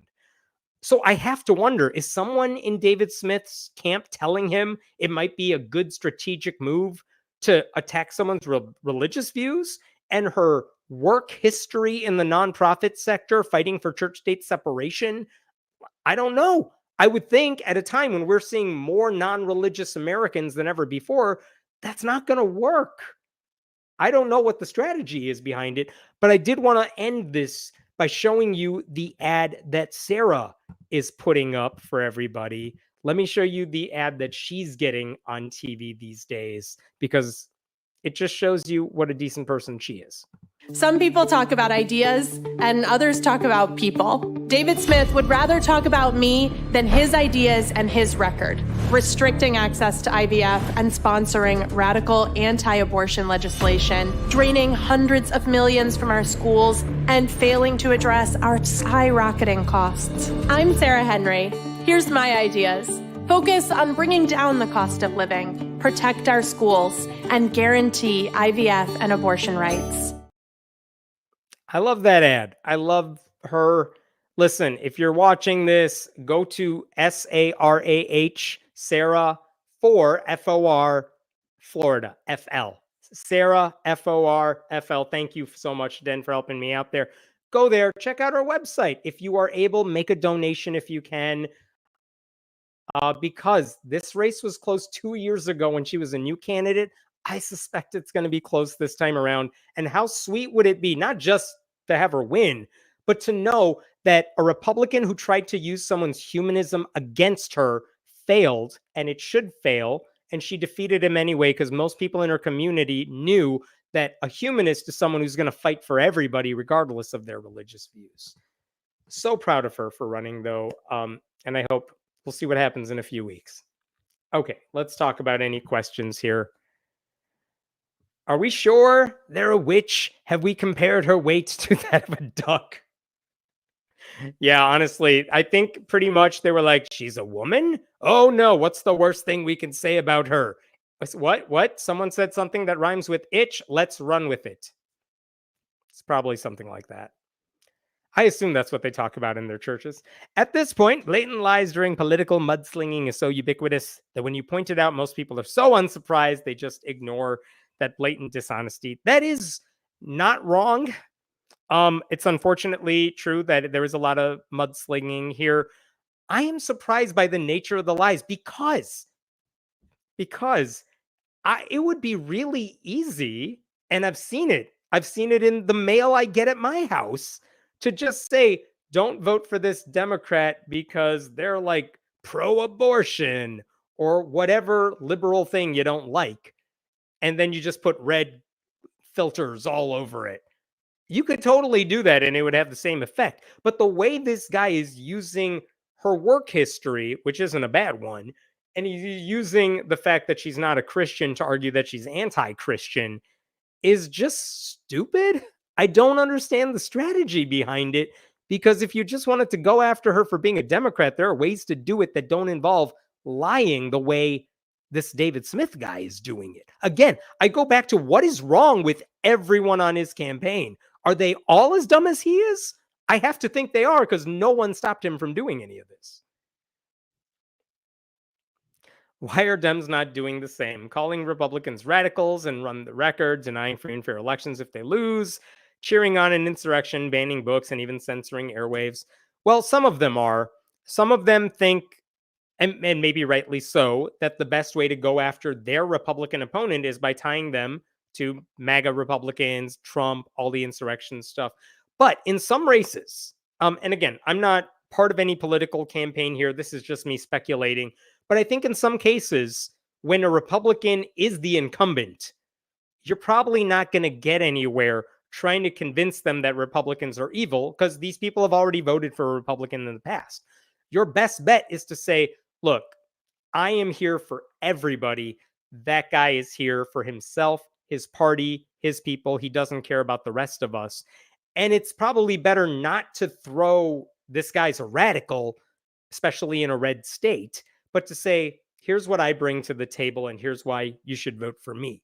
Again, I could understand why that might be the strategy, even though personally, in my own mind, I want every Democrat to be like, have you seen these people? The entire party is broken. Do not vote for any of them for anything ever. But that's me, and that's why I'm not running for anything. And that's why no one's hiring me to run their campaigns either. Wouldn't it be amazing if we just lined up the differences in proposed policy and let people decide what they think is best? You know, every time I've seen surveys where they ask people about specific policy ideas, like student debt relief, is it a good or bad thing? All the Democrats' policies are always super popular, and Republicans' policies are always unpopular. It's only when you put the party label next to it or the candidate's name next to it that things start shifting because all the tribal allegiances kick in. But yeah, if we just did it based on policy, Democrats' ideas would win the day pretty much up and down the line on most issues. Yeah. Any thoughts on the Robert Robertson stay of execution? Do you think it'll work? I'm not an expert on this, but basically my understanding, correct me if I'm wrong, is this man has been sentenced to die, and everyone involved in this man's case, the prosecutors, the defendants, Republican politicians in Texas are all like, yeah, this guy didn't do it. Or at the very least, there's very good reason to doubt the reason he was given this sentence. And they're trying to get him off of death row. But this is Texas, where, you know, Governor Greg Abbott, the Attorney General Ken Paxton love killing people off when all they have to do is like sign off on it.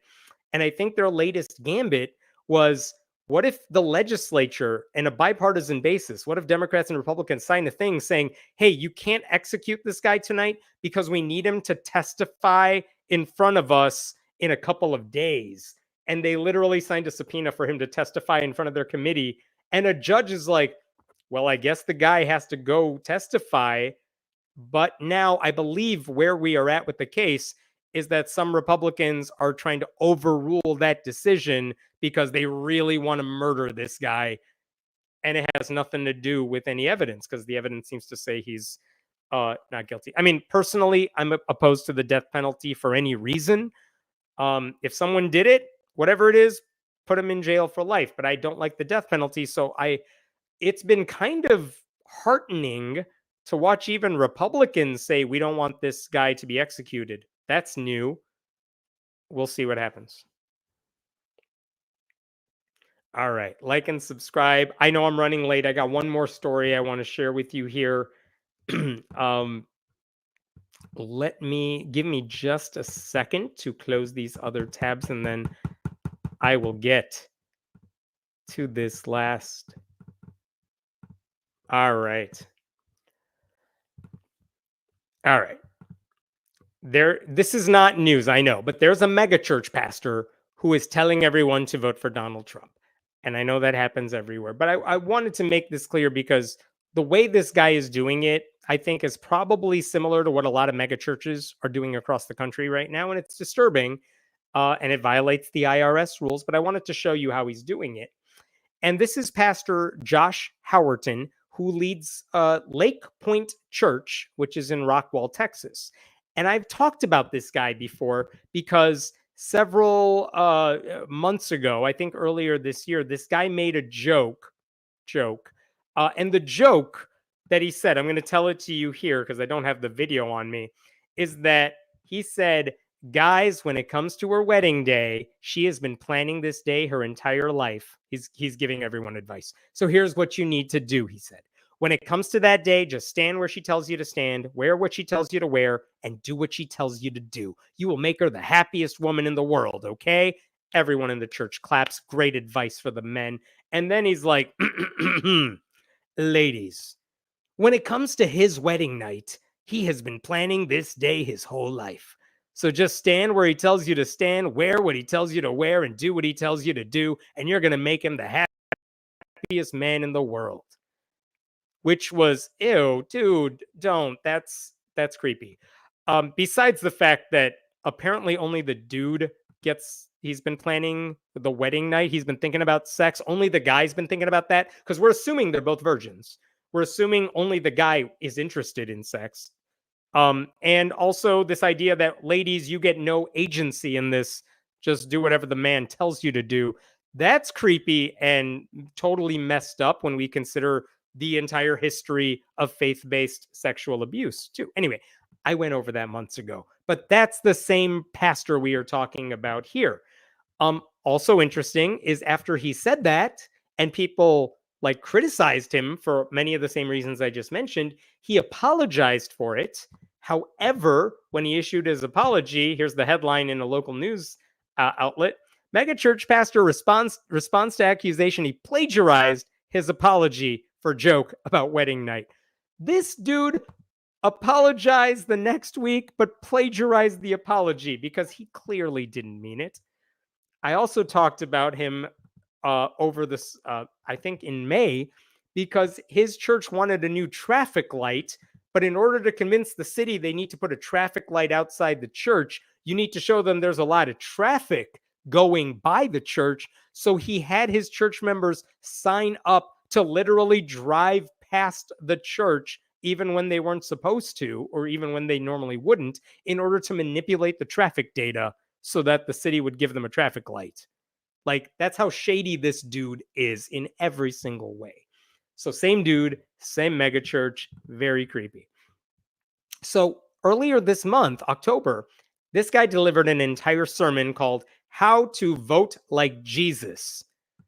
And apparently the sermon was not Jesus cared for the poor, so let's vote for the candidate who has the best poverty policy and wants to help new parents and people buy their first houses. No. Jesus is full MAGA. So he gave this sermon to explain why Donald Trump was the best option for everyone in the congregation, fully ignoring all of Donald Trump's fascist rhetoric and his racism and the incoherent ramblings and his senseless policies and his dementia and his desire to destroy democracy. None of that mattered. Instead, he just focused on a couple of culture war issues, fully unable to grasp how others have suffered and will continue to suffer if conservative Christians get what they want this election. So I'm going to play for you clip 1 of what he told this congregation. And what Christians are doing is they're going, well, I just can't vote because there's no candidate I can fully support. And what they're doing is they're thinking that their selection is a sacrament, that somebody's got to be totally pure for them to be able to vote for them. Jesus is not on the ballot, guys. Get over it. Jesus is not on the ballot. Get over it, okay? We all want a King Josiah. But sometimes God uses a flawed leader for good purposes. And when you don't have the option of voting for a Josiah and your choice is between Ahab and Jezebel and Jehu, that choice is very obvious because a flawed leader used to do some good things is better than suffering under wicked leaders. I always have to wonder when they're like, oh my God, if a Democrat gets elected, we're going to suffer under the wicked leaders. Because like, you know how Republicans suffered under Obama? They got health care. When Democrats get policies passed, it's better for everybody. Also, I find it funny that if the sermon's title is, how Jesus would vote, and then this guy's like, Jesus isn't on the ballot, so just do whatever I tell you. Vote for the MAGA guy. Don't worry about the fact that he hates anyone whose skin is lighter than his or darker than his or whatever. Like, and also, if you describe Donald Trump as God using a flawed leader for good purposes. What a friggin' understatement is that? Donald Trump is flawed? No, no, no. He's a walking red flag, and he has been his entire life. Oh my God. But this is the way he's trying to convince his church it's totally okay to vote for Trump. You should do it. So then he talked about abortion, because that's something that riles up his base. And this is what he said about that. We do not currently have a consistently pro-life candidate in this race. We don't. We just don't. Okay. Strangely, while Donald Trump is responsible for the greatest victory for the protection of the unborn in 2 generations in the overturning of Roe v. Wade, he has now moved left, more towards the center of American popular opinion, including after the vice presidential debate. I was like all over it. He immediately after that debate tweeted in all caps that he would veto a national abortion ban if it came across his desk, because he wants the states to be able to decide. He wants this to be a states' rights issue. I also have to be honest. The other side is far worse. Far worse. The other party has moved from a desire for abortion to be safe, legal, and rare to something that should be celebrated, paraded, and promoted as a moral good. First of all, when Donald Trump says he's going to veto a national abortion ban, I don't know if you believe me when I say this. He's lying. He's saying it to get everyone off his case. Of course he's going to sign a national abortion ban.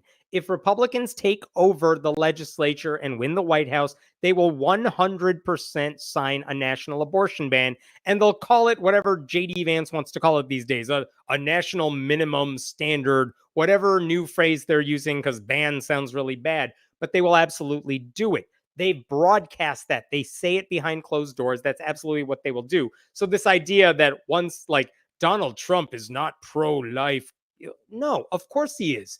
Everyone in that world, the Christian world, knows Trump will do whatever we want him to do. He gave us the judges to overturn Roe v. Wade.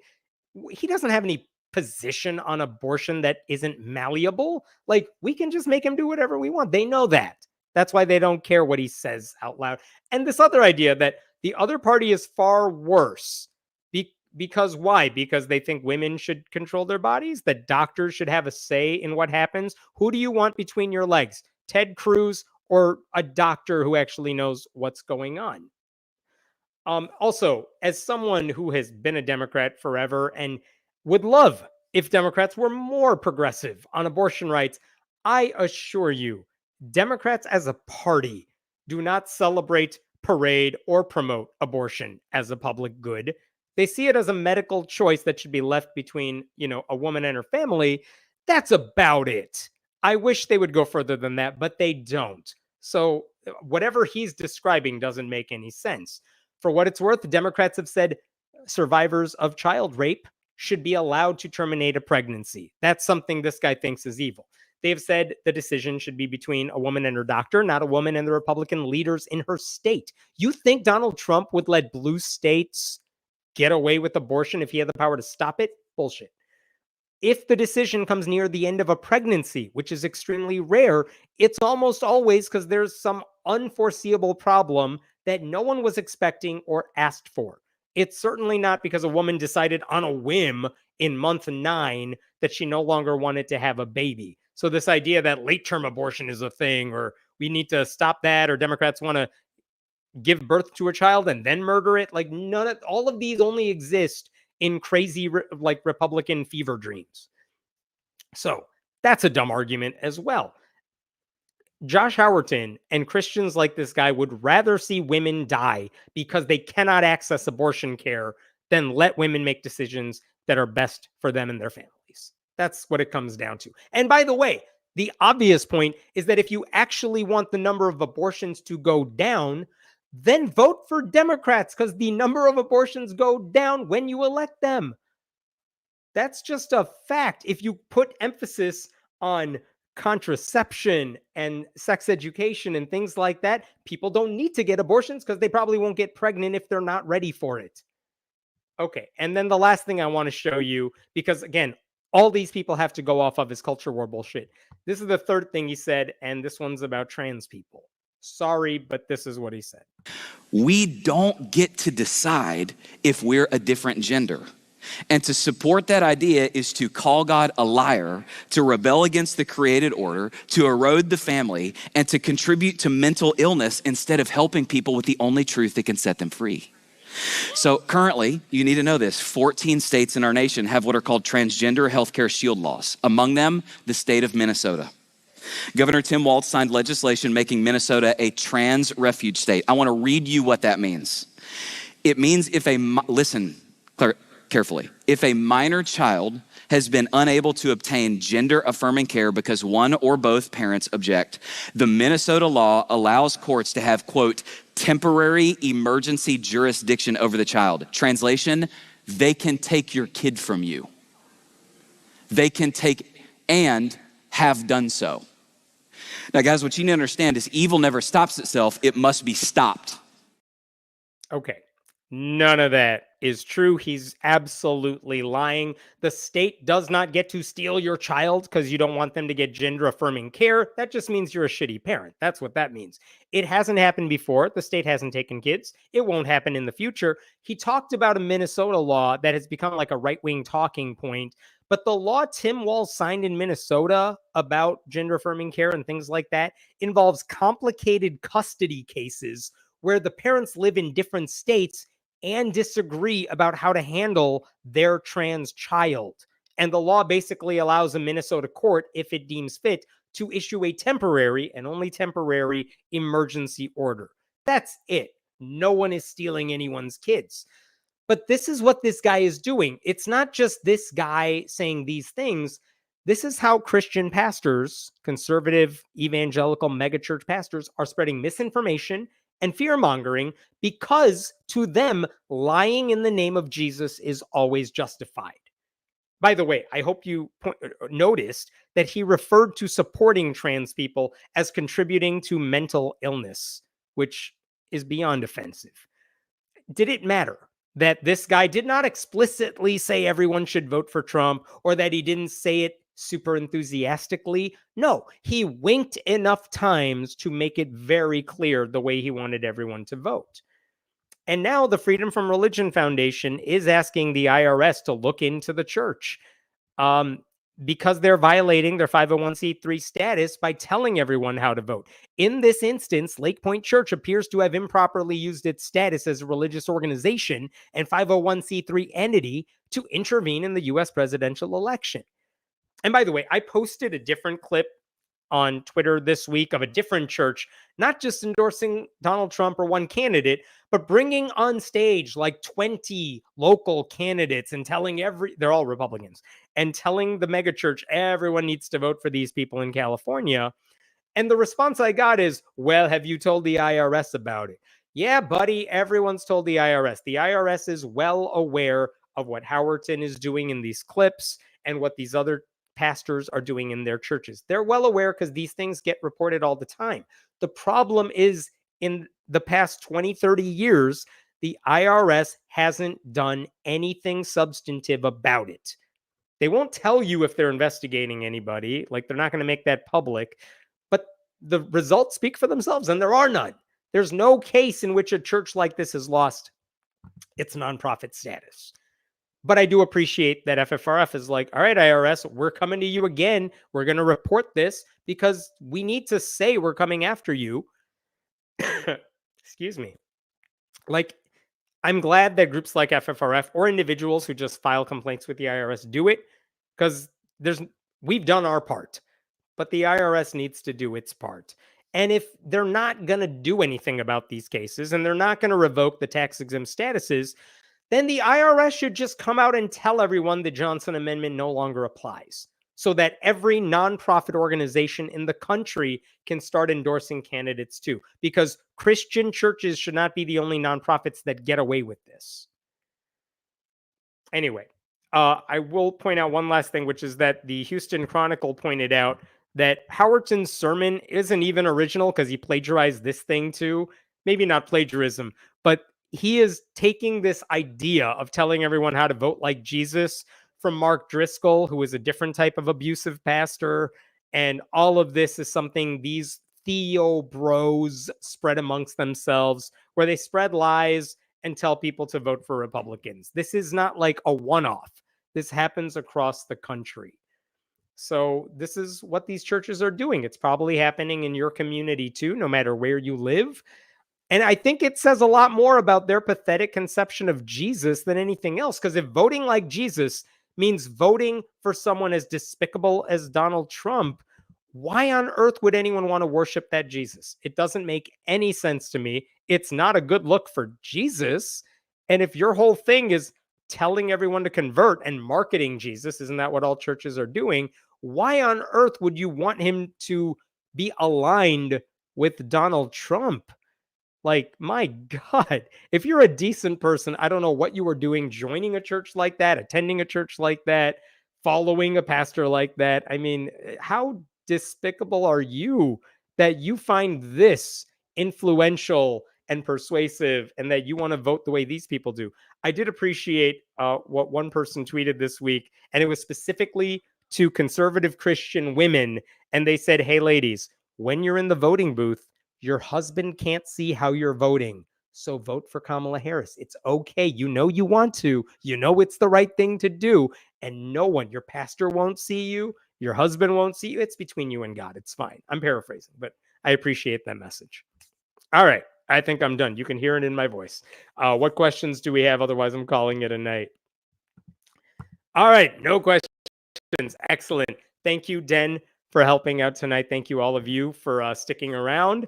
And I'll see you next week. Thanks so much. Make sure you subscribe to friendlyatheist.com. And remember, if you want to support this channel, just go to patreon.com/Hemant. All right. That's it. I'll see you later. Have a good one.